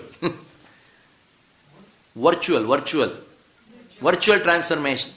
Imaginary. It appears. And the example he gives that a rope snake. Rope snake example he gives. He gives rope snake example. And this point is going to come 2-3 times in our class on Mayavad now, today. That's why I'm just giving the hints here, just two seeds, and then later on we'll expand. And then the later Mayavadis, they like Prabhakara and many other commentators, they said, no, Pratibimbavada. Shankara also mentioned this thing in a very light way, not in a very exhaustive way. Pratibimbavada. Reflection. It reflects, that's all. This world is reflection. Reflection has no meaning. And you may say, oh, everything is moving here. No, you see the moon reflects onto the ocean, then what happens? Movement is there. Now, my dear sir, you are saying reflection. Reflection is always on some object which is real. So, again they have to scratch their head like this. Oh, we have missed the point. How to explain? Now there's a problem with them. So these are the basic 3 things which they talk about creation. We're going to discuss regarding this again in another paper. Let us finish this first.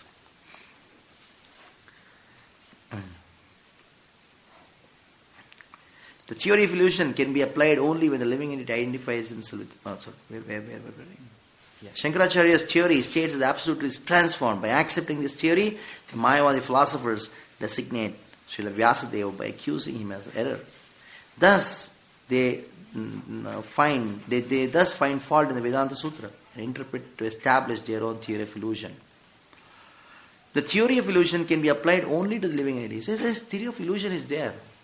Illusion is actually not in the world. It is in the perception of this world. Perception of this world. That is what Chaitanya says, that the living entity identifies himself on the body. As far as cosmic manifestation is concerned, it cannot be called false, although it is certainly temporary. Now, after this, you take few words from the Upanishads and then tell them Mahavakyas, the real Mahavakya, the great Vakya of the Upanishads is Om, another bomb. The transcendental vibrations, Omkara, is the sound form of Supreme Personality of Godhead. All Vedic knowledge and this cosmic manifestation are produced from the sound representation of Supreme Lord. From the Om, everything comes. The subsidiary vibration, Tattvamasi, is meant for understanding the living entity, but the principal vibration is Omkara. Not caring for Omkara, Shankara has stressed the vibration Tattvamasi, Tattvamasi. That is your problem. The conclusion of Veda. What is the conclusion? Let's see.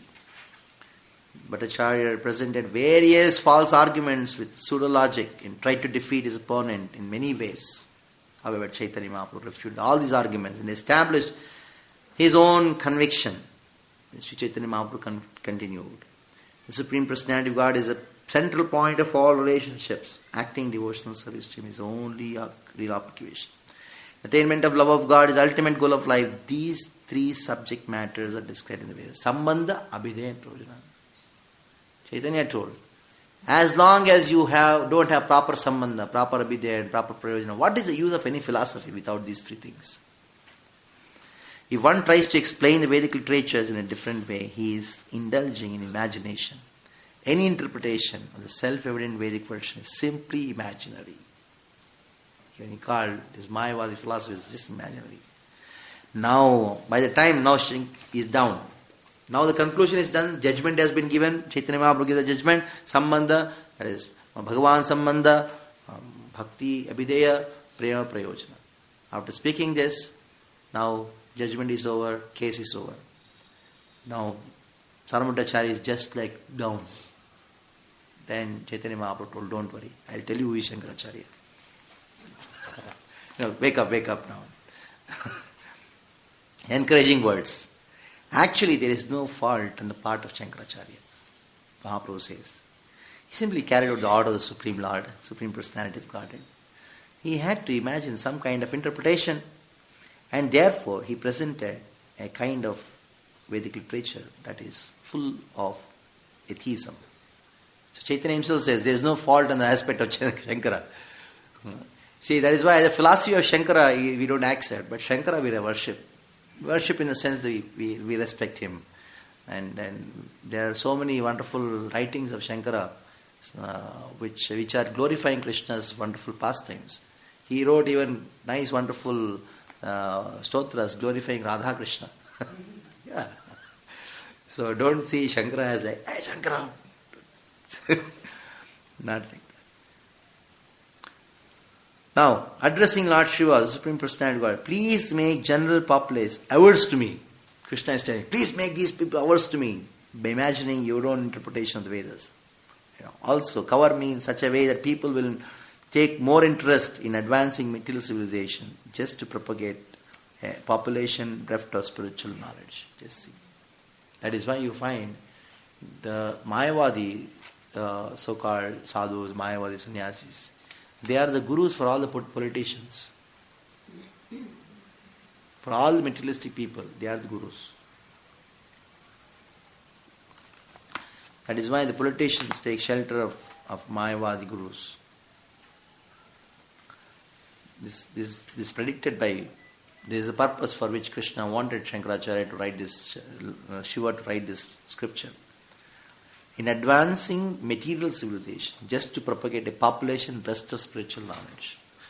Now you find so much of population is there without spiritual knowledge, is because of Mayavada philosophy.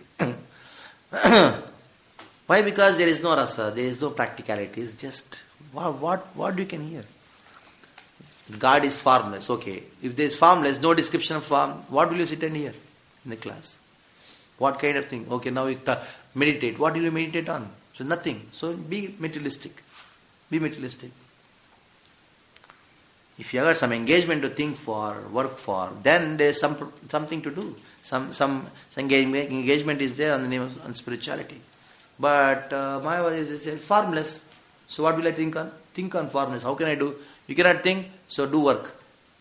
Do your bank job. Do your business. And then be happy. When you get qualification, come and learn, I'll teach you. Advaita.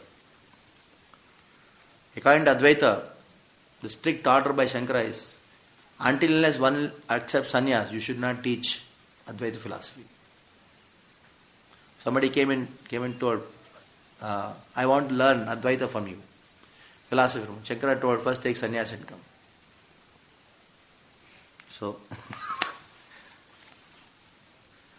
Lord Shiva is a very famous verse. In the age of Kali, Kalo Brahman Rupina, Mayavada Masat Shastram Bodham Pachannam Uchate, Taspat Kalpitam Devi, Kalo Brahman Rupina. In the age of Kali, I take the form of a Brahmin and explain the Vedas through false scriptures in an atheistic way, similar to Buddhist philosophy. Samandracharya became very much astonished upon hearing this. He became stunned and said nothing. Chaitanya Mahaprabhu told him, do not be astonished. Actually, devotional service, Supreme Personality of Godhead is the highest perfection of human society. Now, to remove even the doubts and traces that the Mayavadi sannyasis at least should be spared. They need not do devotion. Even those who are self-realized, they need not do devotion. For that sake, Chaitanya Mahaprabhu quotes this verse, Atma Ramaschavanayo Nirgranta Purukrame Kurvanti Hedugam Bhakti Mitham Bhutagano Hari. It's very, very famous verse, Atma Rama verse. Then Chaitanya Mahaprabhu asked him later, after quoting this verse, which says that even Atma Ramascha is Atma Triptascha Manava, Atma Santustascha Manava, even though those selves, they take pleasure within their own self, even they, what they do? Atma Ramastumanayo, even though they are Atma Rama, Nirgranta Gurukrame Kurvanti Hetugam Bhaktim, they do a Hetugi Bhakti to the Lord. They get attracted to the beauty of the Lord, the qualities of the Lord. They don't have attraction to any matter, but they get attracted to. Then this Atmaram verse was explained by Saramudachari by 9 ways.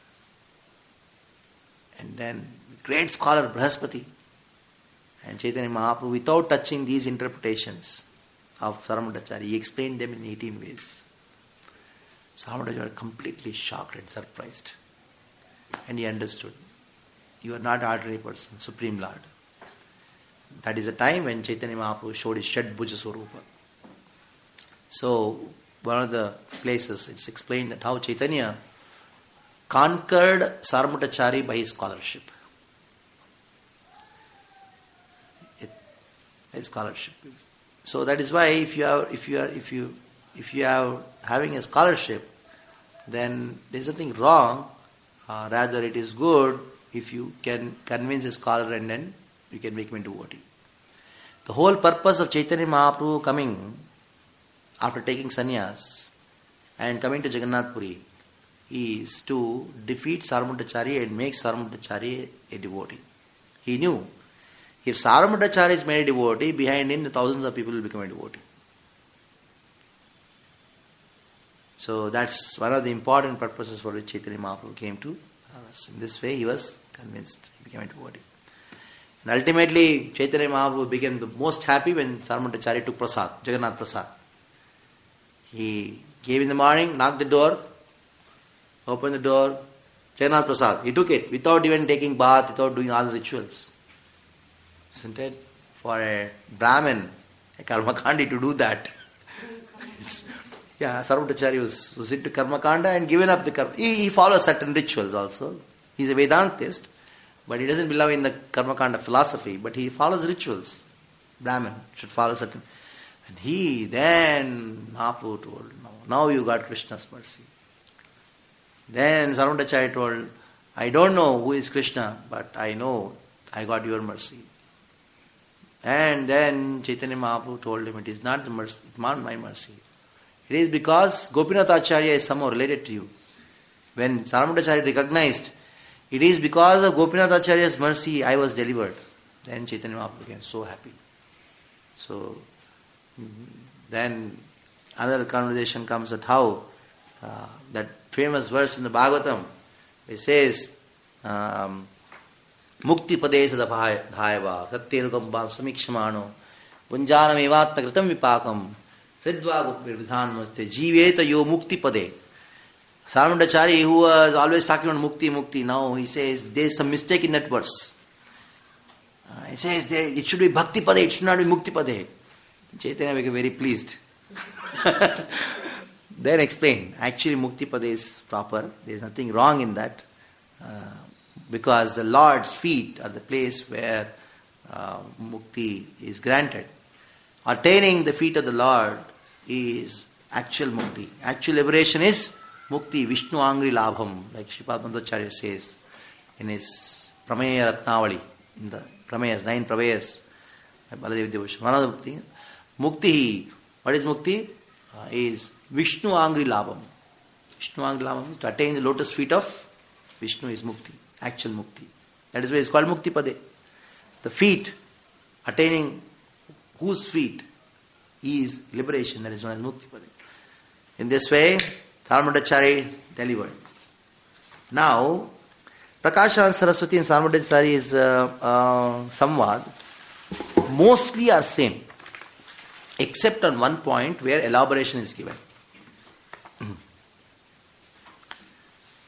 So, that elaboration is on this point, which is of Parinama.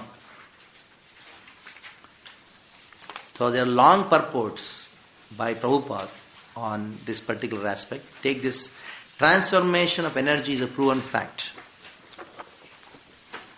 Shakti Parinama is a proven fact. This is from the conversations of Chaitanya with Prakasha and Saraswati. That is the conversations. It is taken from there. And few verses from there. Because others are mostly same. Bhaktivinoda Thakur explains in the Vedanta Sutras of Vyasadeva, it is definitely stated that the cosmic manifestation results in the transformation of various energies of the Lord. Shankaracharya, however, not accepting the energy of the Lord, thinks that it is the Lord who is transformed. Lord who is transformed is Brahma Parinam Vada.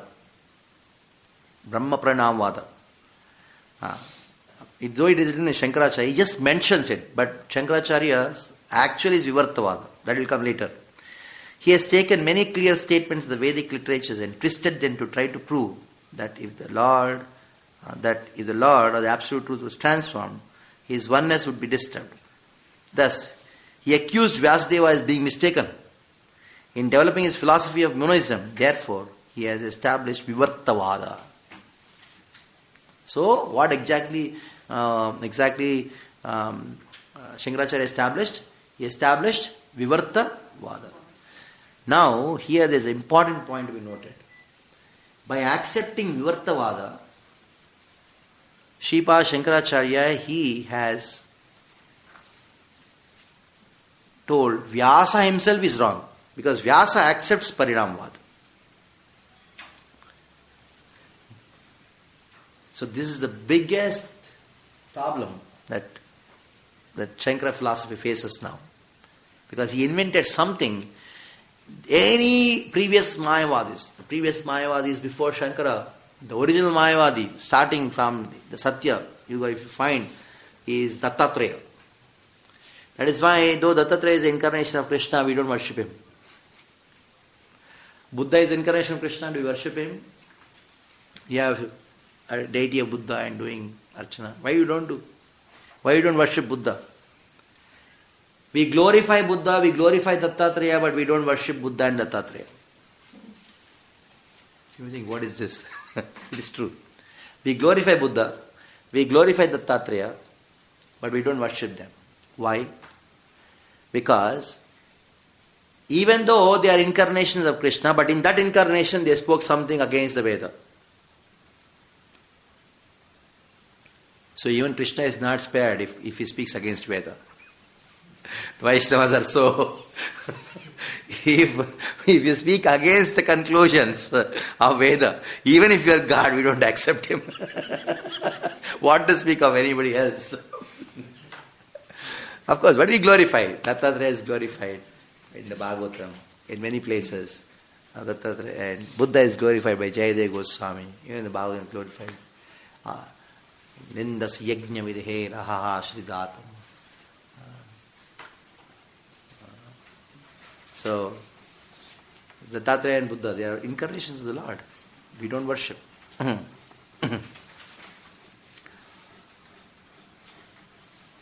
So these Mayavadis, the first one was Dattatreya. Isn't it? And he gave actually the seed of Mayavad. The seed of Mayavad which talks about Avikara, Nirvishesha, Anamika, and all which comes with Nirvishesha, all the negative descriptions, whatever possible is there, he accepted that. So that is where the seed started. That's the seed.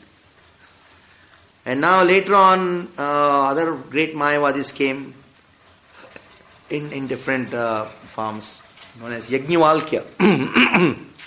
we have heard his name, Yajnavalkya is. He wrote many Dharma Shastras too. So it was Yajnavalkya who was a guru for all the this reflection philosophy, that is Pratibhimbavada. It is actually coming from him originally, Yajnavalkya. Yajnavalkya was very powerful. Yajnavalkya's powers are described in Mahabharata. Yajnavalkya once he went to the court of Janaka. This Treta Yuga, isn't it?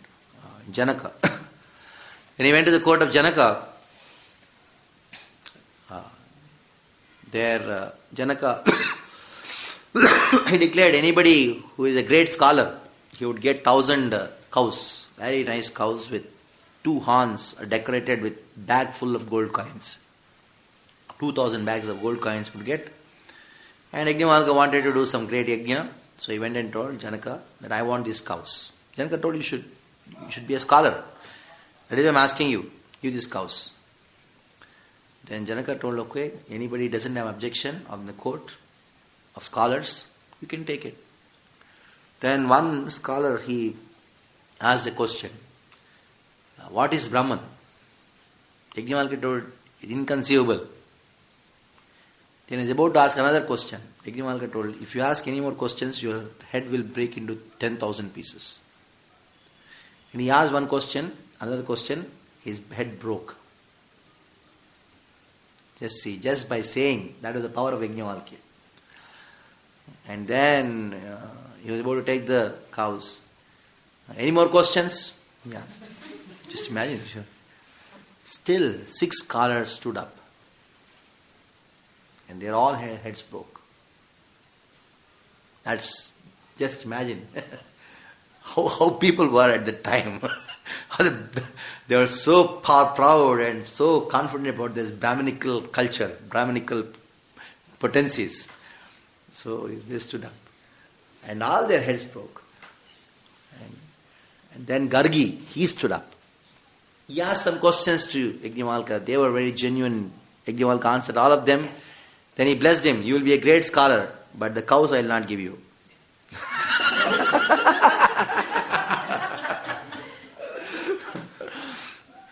There another person, and he asked a question, saying that, what is absolute? Yajnavalkya told, whatever absolute he has given you, you should consider to be absolute. If you don't understand it, your head will break into 1,000 pieces. It broke. But you wanted to say, whatever is given to you by absolute is absolute. That is what you should understand. That means you be satisfied with what you have. Don't ask for his cows.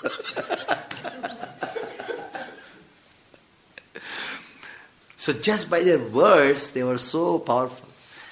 And still, he is a Mayavadi. Materially, somebody is powerful has got nothing to do with spirituality. Somebody may be very powerful. Ravana was who was he? He made all the planets to work in his palace. All the planets, they were dancing according to the eyebrows of Ravana. Ravana used to do something, they used to jump up and down. That was the power he had. But he was a perfect Mayavadi. He knew all the rituals perfectly. Perfect Karmakandi, perfect Mayavadi. People told him he's Ram, he's God. No? How? He's a Nara. So, the word Mayavad is primarily called Mayavad because they accept the incarnations, the Supreme Lord is a product of Maya. Krishna, Rama, Narasimha, Vamana, they are all product of Maya. That is the reason they are called Maya. That word Mayavad comes because of that, primarily. The gods whom we worship, they are all the product of Maya. So that is why Ravana is a Mayavadi. So this is the history of Mayavad. And then another Mayavad came, another great hero of the Acharya for Ghatakash, Patakash. Ghatakash, Patakash. Philosophy. Ghatakash. Ghata means what do you say? Clay pot. So clay pot, inside clay pot what is there? Akash. Outside clay pot what is there? Akash. So now once you break the clay pot, then that Akash is same. The Acharya for that Ghatakash, Patakash is Ashtavakra. Ashtavakra is another great Mayavadi. Known as a big scholar. There's a lot of stories about Ashtavakra. Ashtavakra means one whose body has got twisted at 8 places. That's why he's an Ashtavakra. So there is a nice story about him. He was such a great scholar, Veda. Once his father was giving a Veda class and his wife was pregnant. His mother was pregnant at the time. He was in the womb. And when his father chanted the Veda improperly, this boy started speaking from the womb. Hey, this is where you are wrong. The father became so angry because he was disturbing. And he told, 8 places you showed me something wrong, I'll curse you that you will have body which is turned vikara at 8 places. And then he was born. But just about before his birth, his father, they were very, very, very poor. His mother, his wife told, why don't you go and ask something from the king? He told, no, I will not ask anything from the king. If you ask something from the king, then our Brahminical qualification will go away. So, at least for the kid you ask, I'm pregnant. Then he went to the king. There, again he went to the court of Janaka, I suppose. Yeah, he went to the court of Janaka only. In the court of Janaka, all these things happened because Janaka was doing all these activities. So then the king, then he told, there was a scholar in that court who told, before you give charity to him, you should first defeat me. And a scholar, he had a tendency that anybody whom he defeats, he will drown him in water. So there was an argument. The argument went on, and in that argument he lost. And he lost an argument. Then he told, now he should drown. So he went in the water, he drowned himself. So that was the character of people. Even though their mind was water, it may be scholar. That was the character of people. Oh no, I lost, but I did not drown. I did not say anything like that. He just went and drowned and gave it his life. Ashtavakra, when after that, this boy was born, and he has a friend named Shwetaketu, because he was the son of his father, Ashtavakra's father's brothers. They both were cousins. They were playing together. And the children, they quarrel in this way. In the quarrel, Ashtavakra won in the argument. Quarrel means argument. Then when you lose the argument, as childish is that, no, I have a father, you don't have a father. Ashtavakra became very morose, went to the mother. So I don't have a father. Who is my father? Then you tell the truth. Then the mother had to tell the truth. This is what happened. Then this boy, just a 5-year-old boy. Who is that scholar? Let me see. I'll defeat him. The mother told, no, you will be drowned. No, don't go. He went. 5-year-old boy. Along, both friends went actually. Let me see. Who? You are the person who killed my father? I'll argue. In the argument, this small boy, Ashtavakra, he defeated and drowned him. So all these stories are there in the Mahabharata. Mahabharata is full of stories. Ramayana is full of stories. So many stories. Of course. And then in this way Ashtavakra became very... Because before went into argument, Janaka asked some questions to Ashtavakra. One question was, what is the animal which sleeps by opening his eyes? Ashtavakra told, a fish. None of us know that. A fish sleeps while opening his eyes. That's the nature of fish. There are so many questions who was there, and ultimately the scholar was defeated. So Ashtavakra is a very powerful sage, but he is a Mayavadi, and he is Acharya for this philosophy, this Ghatakash philosophy, and his teachings are all there in different places, not like in a book format, but Ashtavakra Gita is there. One place he spoke about, and all this is based on that only, how it is ignorance which is making you covered. Once the ignorance is lost, you will become one with Brahman, all these things. So, I am telling all these stories just to show, if somebody is very powerful, either by his mystic capabilities or physical or mental or intellectual capabilities, that has nothing to do with Vaishnavism. Somebody is powerful, don't become captivated by that power. Like the Madhvati is telling, see, Mahesh Yogi made me fly in the air. So what? Birds are flying already. Isn't it? The birds are flying without doing yoga. Isn't it? No, that you just see this person is so flexible, he is able to do the Mayurasana. Yeah, Mayur is already there. Why don't you look at proper Mayur? Why you look at Mayurasana? And somebody is able to do that. It's called Chamatkar. There's a famous saying in Hindi, saying that चमत्कार को नमस्कार करते हैं, लेकिन नमस्कार में चमत्कार को देखो. It means people are paying obeisances to chamatkar, means what do you call chamatkar? Miracles. But see the miracle in paying obeisances to Krishna. Namaskar mein chamatkar ko dekho means by paying obeisances to Krishna, what is the miracle is going to happen? Krishna will give his position to you. That is what he did to be Vibhishana. Vibhishana, when he came and paid obeisance to Ram, he said, Lankesh, please wake up, get up. Yes, get up. So that's the thing. So there is a history of the Mayavadis before Shankara, much before Shankara. So Shankaracharya said something that is Vivartavada, which even Ashtavakra should be thinking, hey, he is a Mayavadi. For Ashtavakra also Shankara is a Mayavadi. Just imagine what is he. Isn't it? Such a genius here, this Vivartavada. What Ashtavakra, Yajnavalkya, and any other person, any other Mayavad, any other impersonalist could even think of, that was proposed and invented and established by Shankara. That is why we mainly attack Shankara. Others go behind just because Shankara is Vivartavada. Okay.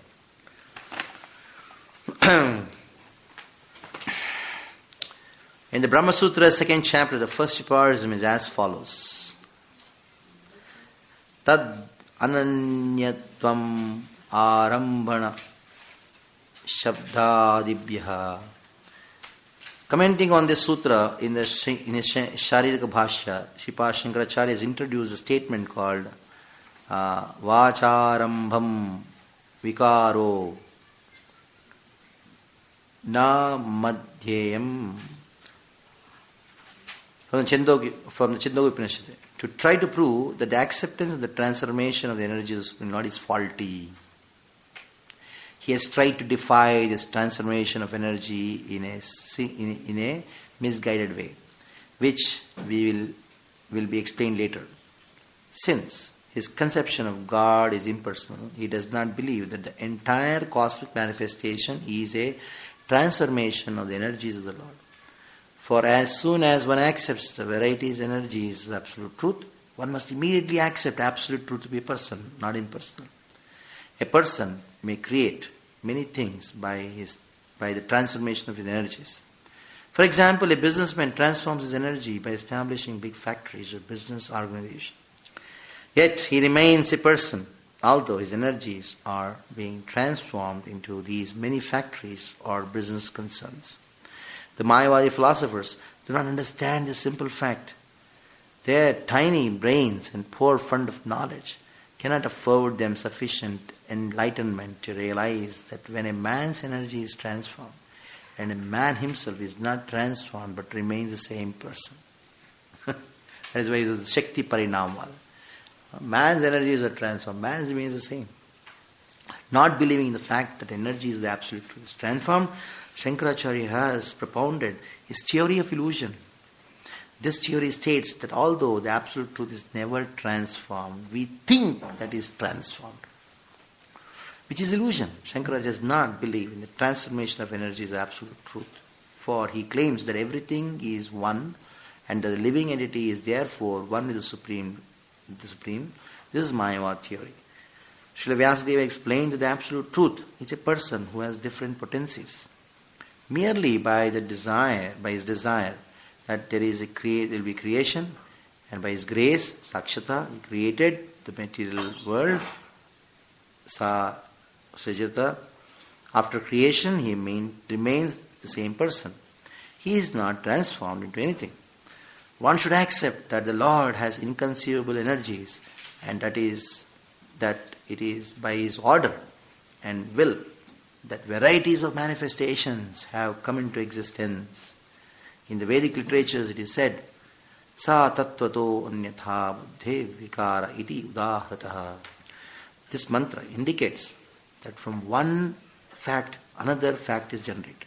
For example, a father is one fact, and a son is generated from the father is second fact. The both facts then are truth, although one is generated from the other. This generation of the second independent truth from a first truth is called vikara, a transformation, resulting in byproduct. The Supreme Brahman is the absolute truth, and the energies that have emanated from him are existing separately, such as living entities and the cosmic manifestations are also truth. This is an example of transformation, which is called vikara or parinama. To give another example of vikara, milk is a truth, but the same milk may be transformed to yogurt.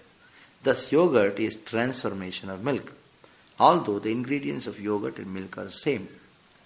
In the Chandogya Upanishad, there is a following mantra. Aitad Atman Idam Sarvam. The mantra indicates without a doubt that the entire world is Brahman. The absolute truth has inconceivable energies, as confirmed in the Shvetasvara Upanishad. Prasya Shakti Vidheir Shuvate. It's a very famous quotation, you can remember. The entire cosmic manifestation is evidence of these energies of the Supreme Lord. The Supreme Lord is a fact, and therefore whatever is created by the Supreme Lord is also factual. Everything is true and complete, Purna. But the original Purna, the complete absolute truth, always remains the same. Purnat Purnamudachyate Purnasya Purnamadaya Isho, invocation mantra.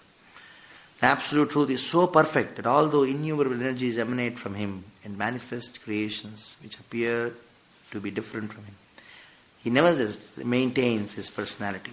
He never deteriorates under any circumstance. It is to be concluded that the entire cosmic manifestation is a transformation of Supreme Lord, energy of the Supreme Lord, not the Supreme Lord, the Absolute Truth Himself, who always remains the same. The material world and the living entities are transformations of the energies of the Lord, the Absolute Truth or Brahman, who is the original source. In other words, the Absolute Truth, Brahman, is the original ingredient, and the other manifestations are transformations of the ingredient. This is also confirmed in the Taittiriya Upanishad. Yato vaimani bhutani jayante. This cosmic manifestation is made possible with the Absolute Truth, the Supreme Personality of Godhead. In this verse, it is indicated that Brahman, the Absolute Truth, is the original cause, and that the living entities, jivas, the cosmic manifestations, are effects of this cause. And the cause being a fact, the effects are also factual. They are not illusion. Shankaracharya has inconsistently tried to prove that it is illusion, to accept material world and the jivas as byproduct of the Supreme Lord, because in his conception, the existence of material world and the jivas is different and separate from the absolute truth. With the jugglery of understanding, Mayavadi philosophers have propagated the slogan Brahma Satyam Jagat Mithya, which declares the absolute truth in fact is fact, but the cosmic manifestation living in it is simple illusions, or that all of them are in fact the absolute truth, and that the material world and living in it is do not separately exist. Okay, now we'll talk about this philosophy of Vivarta. What Shankara told is this thing. He gave the example of Vivartavada, saying that there is no transformation, it is only in the mind and illusion that you think the rope to be the snake. Now, this is where Madhvacharya catches hold of the ear of Shankara. Hey, says, you're wrong. He takes the same example. The rope, when you are in a darkness, that means, Shankara says in darkness means avidya. In darkness, when you go and see a rope, you are on the way, you feel, I'm inducing, it's a rope, it's a snake. Actually, there is no snake. Now, Sripad Madhvacharya, he takes the same thing. It is true, in darkness, you have taken the rope to be the snake. But now, he says, the rope is real. Number one. Now, the rope you have mistaken to be a snake. Because of illusion, you thought it to be a snake. Now, for you to think it to be a snake, you should have already idea of a snake. That is called, to be illusion, there should be an illusioner. What is that thing which caused you the illusion? The earlier idea of the real snake caused you the illusion. So, for this person to think the road to be a snake, he should have an idea of the real snake somewhere. The snake is not here, but the snake should be somewhere for which he has got some knowledge about. Experience of. Madhvacharya, he gives an example and says that how the rope is real, the snake is real, somewhere. Now the snake is not there. There should be some real snake somewhere. And the problem is not with the rope, not with the snake. The problem is with the person who is mistaking the rope to be the snake. In this way, Sripad Madhvacharya, he says that the spiritual world is real, and in the spiritual world there is real happiness. Then, if the spiritual world is real, happiness is there. That is why we are searching for happiness here, and thinking these objects are going to make me happy.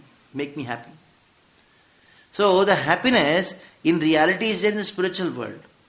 But at the same time, this material world is also real because as much as the rope is real.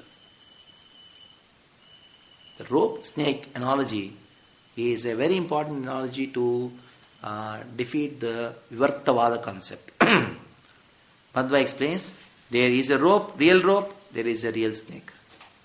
That means both the material world is real and the spiritual world, both are real. It is not that there is only one real thing. Rope is not the only real thing. Snake is also real. But at present you are taking the rope for the snake, that is unreal. So when the Vaishnavas, when we say Maya, we don't say Maya is not in the object. Maya is not in the rope. Illusion is in the person who is perceiving the rope. Like many people say, oh Prabhu, my wife is Maya. Wife is not Maya, you have Maya in you. My house, my property, it's all Maya, Prabhu. Prabhuji, they are all okay in their own place. The problem is with you, in your mind. You think that these are the sources of my happiness. They have no problem. They are all Krishna's energy. Krishna's energy, how can it be Maya? When we forget that these are Krishna's energy, then Maya comes. Isn't it? So the world is real, this fan is real, this microphone is real, this is real, everything is real. The illusion is not in the object. The illusion is in my conception of seeing the objects are for my enjoyment. This is a rope snake knowledge. That is why Madhvacharya is a very very sharp critic on Shankara, using this rope snake. The rope snake analogy is because of which Madhvacharya's commentary is a very special commentary in the eyes of great scholars. Even the modern scholars, when they read Vedanta on Indian philosophy and all, they accept that Madhvacharya has defeated Shankara. This is the opinion of many scholars, even in the Western world, who have read these books. So the final concurrence of Madhva, of Shankara, happened with this Madhva statement of rope snake philosophy, rope snake analogy, which is a very famous analogy.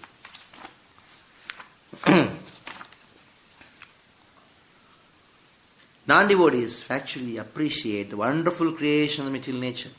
They cannot appreciate the intelligence, energy, Supreme Personality of Godhead, who is behind the creation. Sripad Ramanujacharya, however, refers to a sutra from the Aitira Upanishad. Atma va idam agrasit, which points out that the Supreme Atma, absolute truth, existed before creation. One may argue the Supreme Personality of God is completely spiritual. How is it possible for Him to be the origin of creation and have within Himself both material and spiritual energies?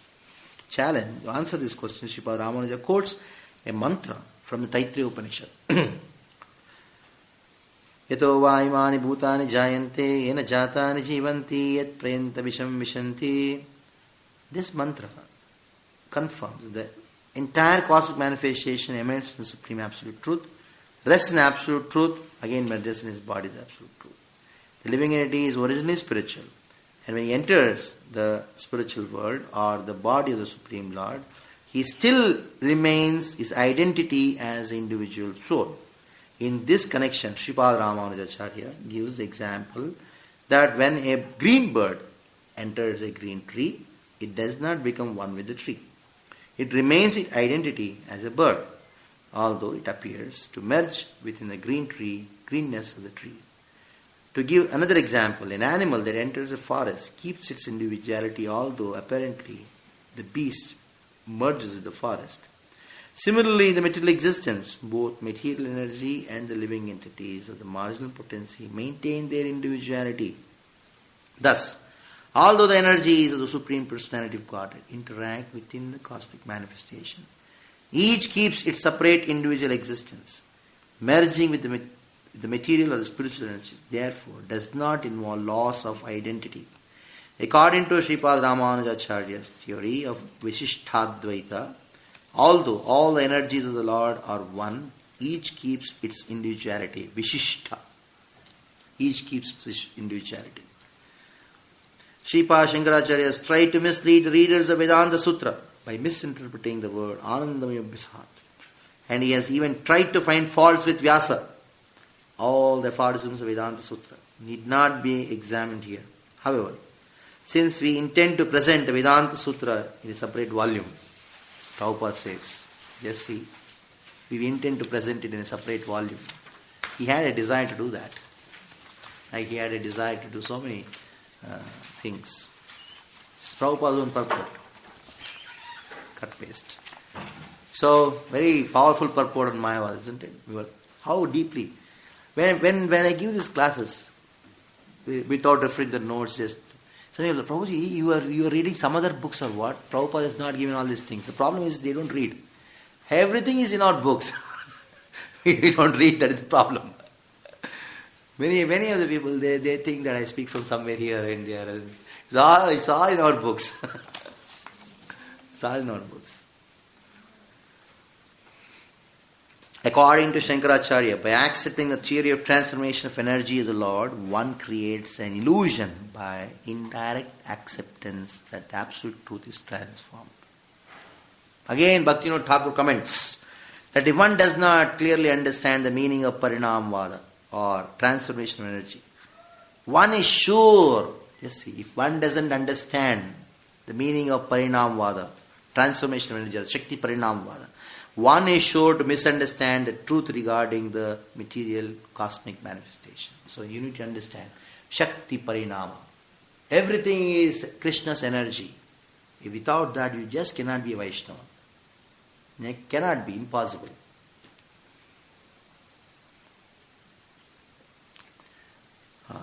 In Chandogya Upanishad it is said, San Mulaha Sam Muye Maha Prajaha Sad Ayatanayaha Sat Pratishtaha. The material world and the living entities are separate beings and they are eternally true, not false. Shankaracharya, however, unnecessarily fearing that by Parinamvad Brahman would be transformed, he imagined both material world and spiritual world to be false and to have no individuality. But word jugglery, he has tried to prove that the individual identities are living entities and the material world are illusory. He has cited examples by mistaking rope for a snake or an oyster shell for gold. Thus, he has most abominably cheated people in general. Abominably cheated people in general. Bhaktivinoda Thakur's statement. The example of misunderstanding a rope to be a snake is mentioned in the Mundaka Upanishad. But it means to explain the error of identifying the body to be the soul. Since the soul is actually a spiritual particle, as confirmed in Bhagavad Gita, Amevamsho Jivaloke, it is due to illusion, Vivartavada, that a human being, like an animal, identifies the body as a soul. This is a proper example of Vivarta illusion. The verse, Atat Tvato Nanyata Buddhir Vivarta iti Udahrataha, describes such an illusion. To know actual fact and thus to mistake one to be the other. For example, accept body as a self. This is known as Vivartavada. So Vivartavada is not actually, we are not against it. But Vivartavada should be applied to understand this body to be the self. This is illusion.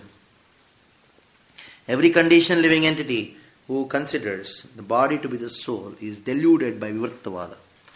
One can be attacked by Vivartavada philosophy when he forgets the inconceivable powers of the potencies. Then it says, it is true, Vivartavada is true. When it is true, when you forget this world is energy of Krishna, then Vivartavada is applied. How the Supreme Personality of Godhead remains as He is, never changing. He is explained in the Upanishad, Purnamada Purnamidam Purnat Purnamudachyate. God is complete. Even if a complete manifestation is taken away from Him, He continues to be complete. His material creation is manifested by energy of the Lord. But He is still the same person. His form, entourage, qualities and so on never deteriorate.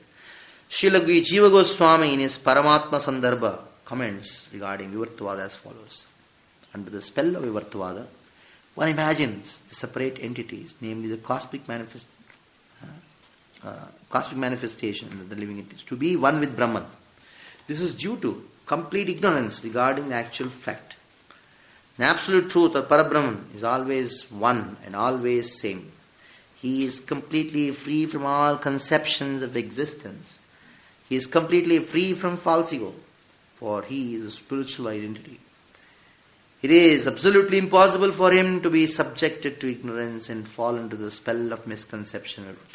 Absolute truth is beyond our conception.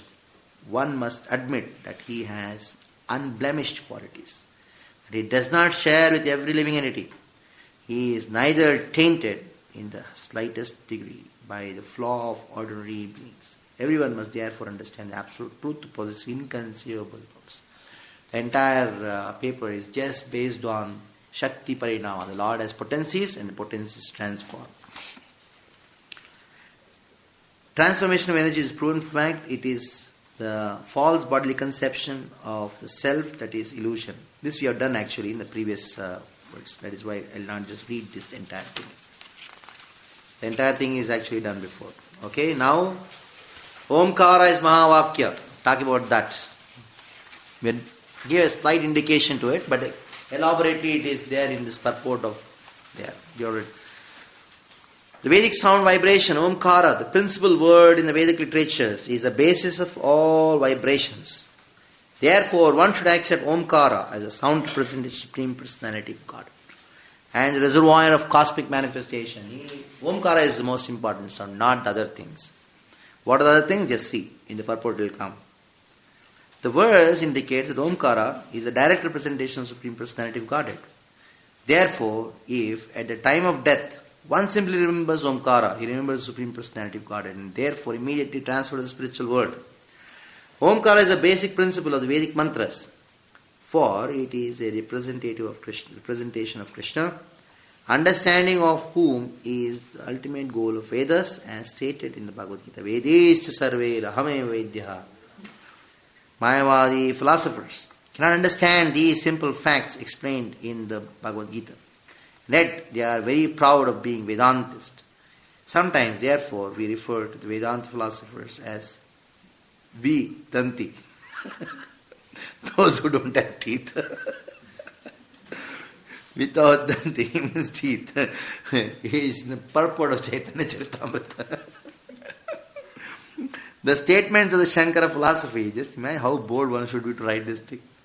I would not dare to tell this in South India. What to speak of this? Initially devotee, Brahmin, the Tamilian Brahmin. When I spoke on harshly on Mayava's philosophy, he felt very bad. He told Prabhuji, why are you speaking like that? Initially devotee. Difficult.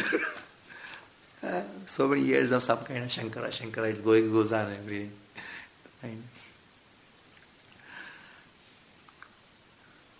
Okay, where were we? Vedanti. The statements of Shankara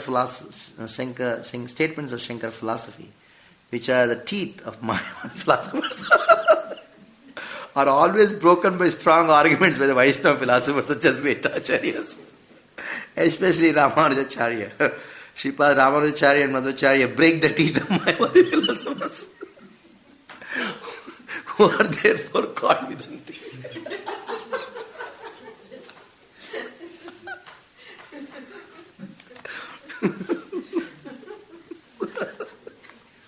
This is Prabhupada saying this, did he take it from somewhere? It's Prabhupada's purports. Did he take it from somewhere? Actually, Srila Prabhupada's Chaitanya Charitamrita purports are nothing but the translations of Bhaktisiddhanta Thakur's commentary in Chaitanya Charitamrita. And some he has added. Some he has added. In his purpose, he added something like something. He says that the Rath Yatra. It is in a similar comparison. In the Chronicle, we find that they compare the Rath canopy to Mount Meru in Rath Yatra description. The purport Prabhupada says in our Rath Yatra in somewhere Los Angeles, San Francisco, or Los Angeles, where the Chronicle mentions this has conquered Nelson's statue or something like that. These things are his own, but other things are mostly the translations of the commentary by Srila Bhaktisiddhanta Saraswati Thakur on Chaitanya Charitamrita. No, it's from Chaitanya Charitamrita. These discussions between Prakasha and Saraswati and Chaitanya from that section, from the Adi Lila. It's in Adi Lila. There's a chapter called The Lord is One and the Same, is in 5 features. The Lord in 5 features. That's the chapter.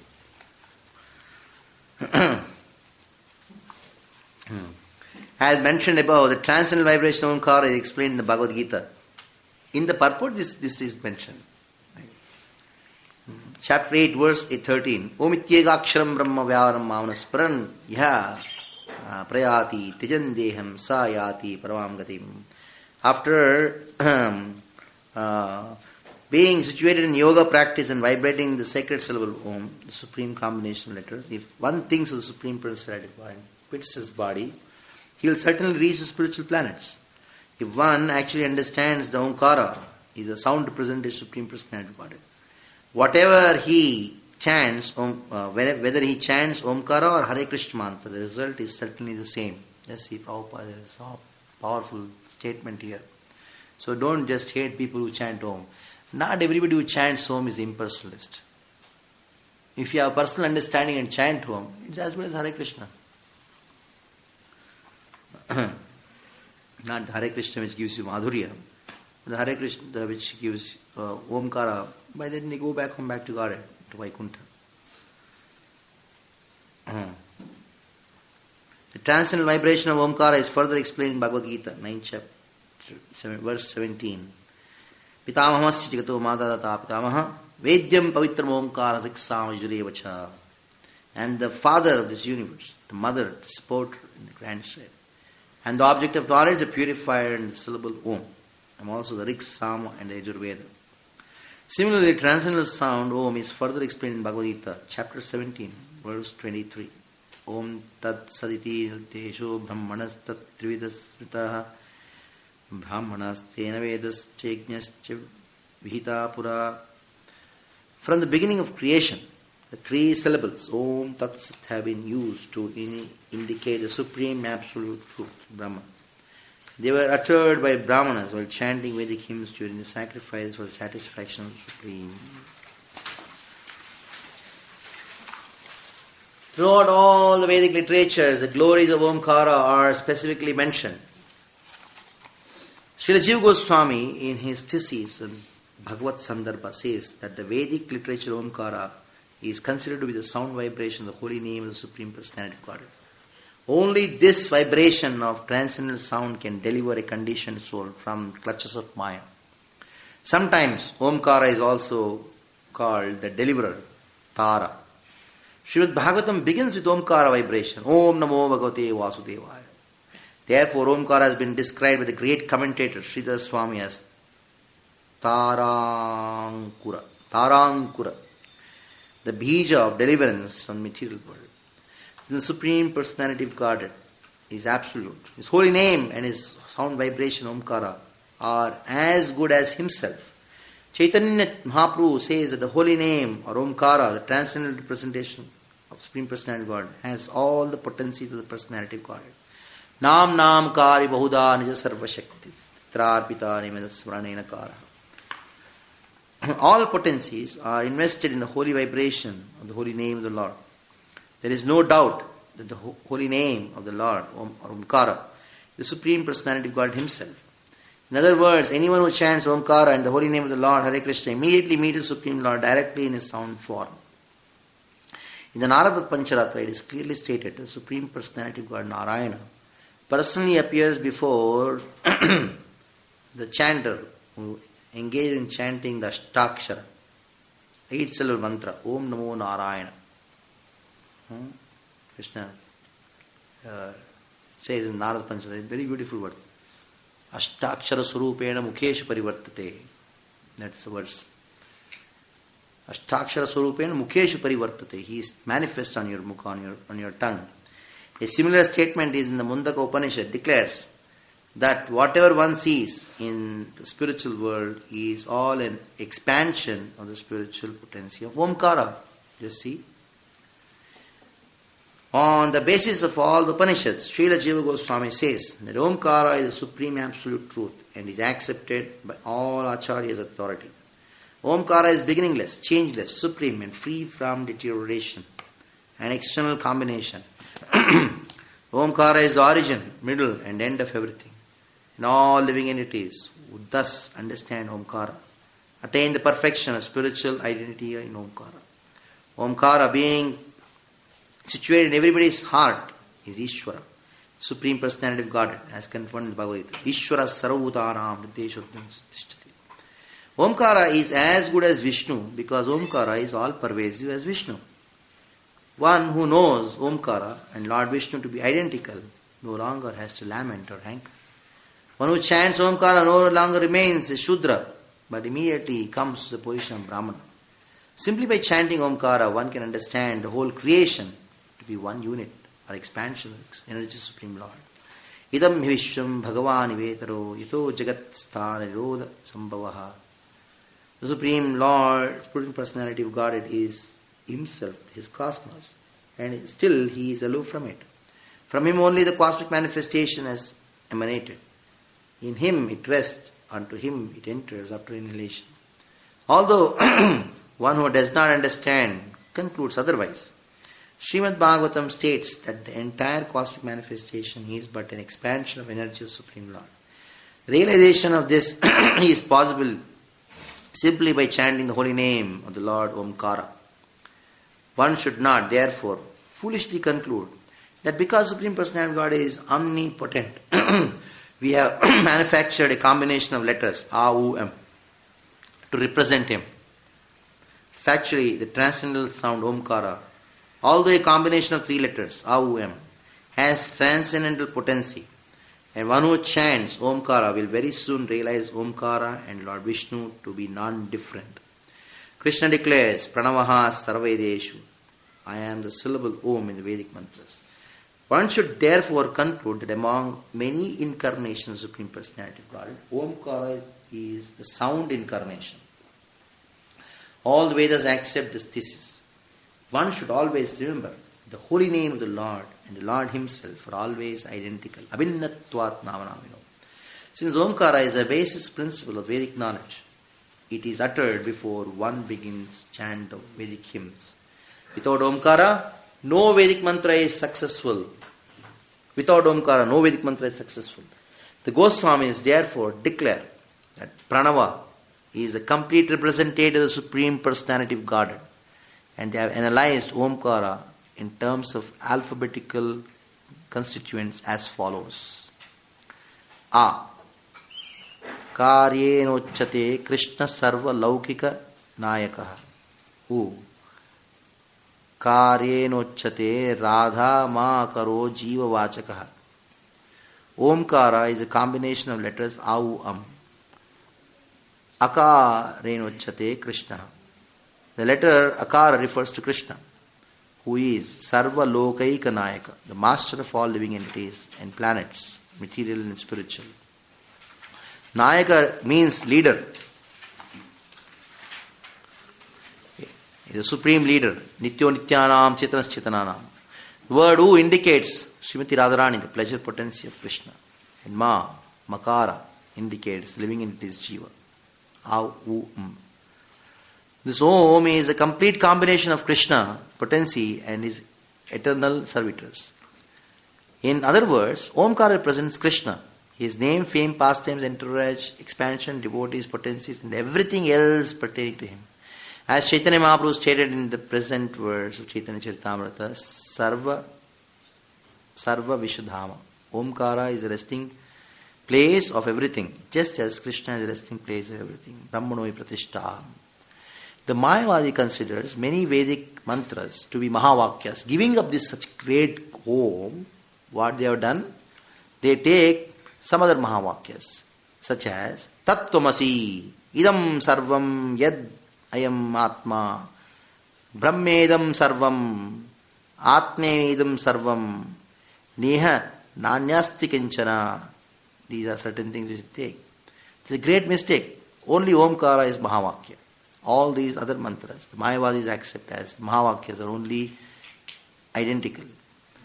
incidental. They cannot be taken as Mahavakya or Mahamantra. The mantra, Tattvam Asi, indicates only a partial understanding of Veda, unlike Omkara, which represents the full understanding of Veda. Therefore, the transcendental sound that includes all Vedic knowledge is Omkara. Aside from Omkara, none of the words uttered by followers of Shankara can be considered the Mahavakya. They are merely passing remarks. Shankaracharya, however, never stressed chanting of the Mahavakyas of Om. Has never stressed chanting of the Mahavakya Omkara. He has accepted only Tattvamasi as Mahavakya. Imagine the living entity is to be God. He has misinterpreted all mantras of the Vedic Vedanta Sutra. with the motive of proving that there is no separate existence of living entity in the Supreme Personality of Godhead. This is similar to the politician's attempt. This is similar to the politician's attempt to prove non-violence of Bhagavad Gita. For a powerful purpose, non-violence of Bhagavad Gita. Krishna is violent to demons, and to attempt to prove that Krishna is non-violent is ultimately to deny Krishna. As such, explanations of Bhagavad Gita are absurd. So, also is Shankaracharya's explanations of Vedanta Sutra, and no sane and reasonable man will accept it. At present, however, the Vedanta Sutra is misdirected not only by the so-called Vedantist, but also by other unscrupulous persons who are so degraded that they even recommend that sannyasis eat meat, flesh, meat, fish and eggs. In this way, they are directly indicated to Ramakrishna Mat. The so-called followers of Shankara, the impersonal Mayavadis are sinking lower and lower. How can these degraded men explain Vedanta Sutra? It is the essence of Vedic literatures. Lord Chaitanya Mahaprabhu has declared, Mayavad Bhashya Sunneya Sarvanash, Hai Sarvanash. Anyone who hears commentary on Vedanta Sutra by Mayavad school is completely doomed. As explained in the Bhagavad Gita, Vedesha Sarve Rahama Vedyaha. All Vedic literatures aim at understanding Krishna. Mayavadi philosophy, however, has deviated everyone from Krishna. Therefore, there is a great need for Krishna consciousness movement all over the world to save the world from degradation. Every intelligent and sane man must abandon the philosophical explanation of the Mayavadis and accept the explanation of Vaishnavacharyas. One should read Bhagavad Gita as it is to try to understand the real purport of Veda. Such powerful purports on this Vedanta. Now Chaitanya Mahaprabhu further continues. It is the purpose of Supreme Personality of God to present Pranava as a reservoir of Vedic knowledge. The words Tattvamasi are only partial explanation of Vedic knowledge.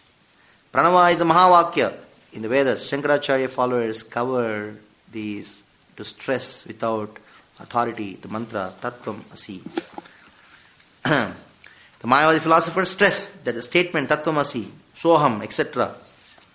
But they do not stress the real mantra, Pranava. Therefore, because they miss presentation with knowledge, they are the greatest offenders to the lotus feet of the Lord. Chaitanya Mahaprabhu says clearly, Mayavadi Krishna Padadi, Mayavadi philosophers are greatest offenders to Krishna. Lord Krishna declares, Tanam Deshitva Kurun Samsareshu Naradhavam. Those who are envious and mischievous, who are the lowest among mankind, are perpetually cast into the ocean of material existence, into various demonic species of life. Life is demonic species, awaits the Mayavadi philosophers after death, because they are enemies of Krishna. And Krishna says in the Bhagavad Gita, Mam, Manmanabho Mad Bhakto Madhyaji Mam Namaskuru. Engage your mind always in thinking of me. Become my devotee. Offer obeisances to me. Worship me. One demonic scholar says, it is not Krishna to whom we must surrender. The scholar is already suffering in his life.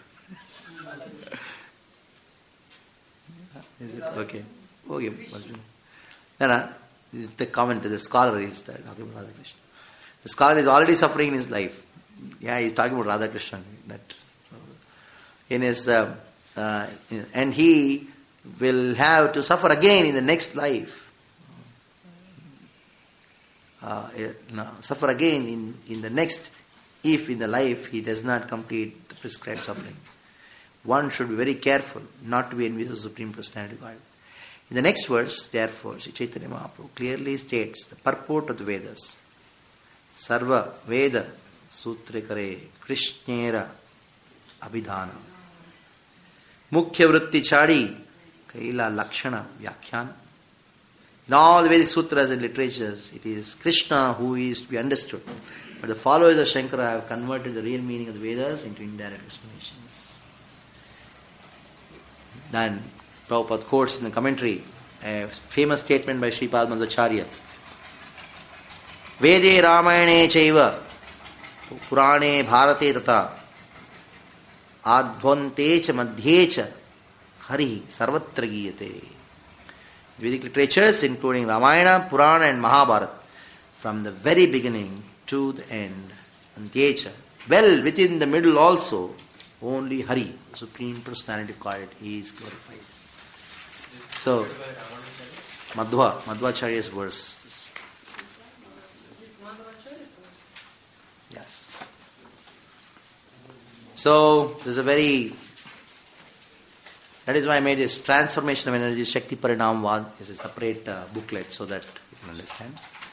And there are some intricate understandings of this Tattvamasi. What is the meaning of Tattvamasi? What is the meaning of, actual meaning of Tattvamasi? Sarvam Kalaidam Brahman. This we'll discuss a little bit in the afternoon for half an hour in the next session. And then talk about Buddhism and Jainism for some time. And probably start Tattva Sutras in the afternoon. So, we are equipped with enough ammunition to defeat the Mayavadis. When you find time, you read the entire, from the beginning till the end, conversation of Chaitanya with Prakashananda Saraswati, conversation of Chaitanya Mahaprabhu with Sarvamachari. That's enough. Everything will be revealed.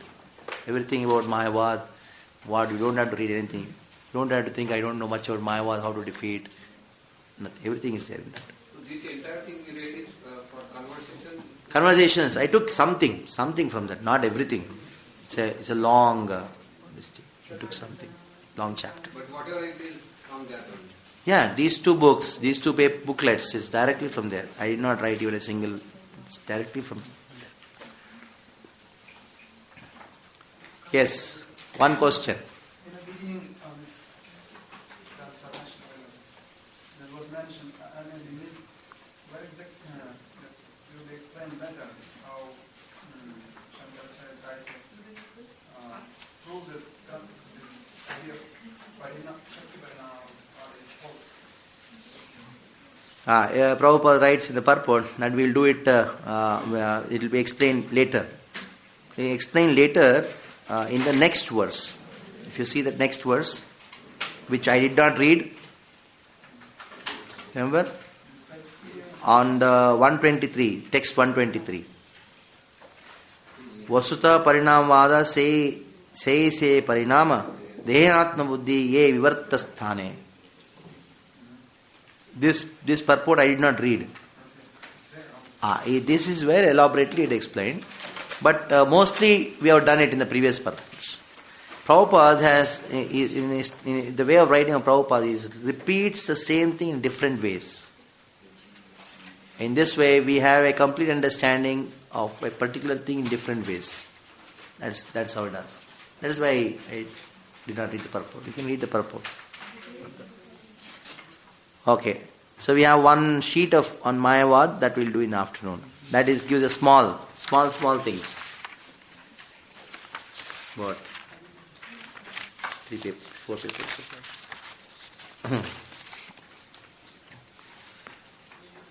Hare Krishna. Sripad Shankaracharya ki jai. Sripad Shankaracharya ki jai.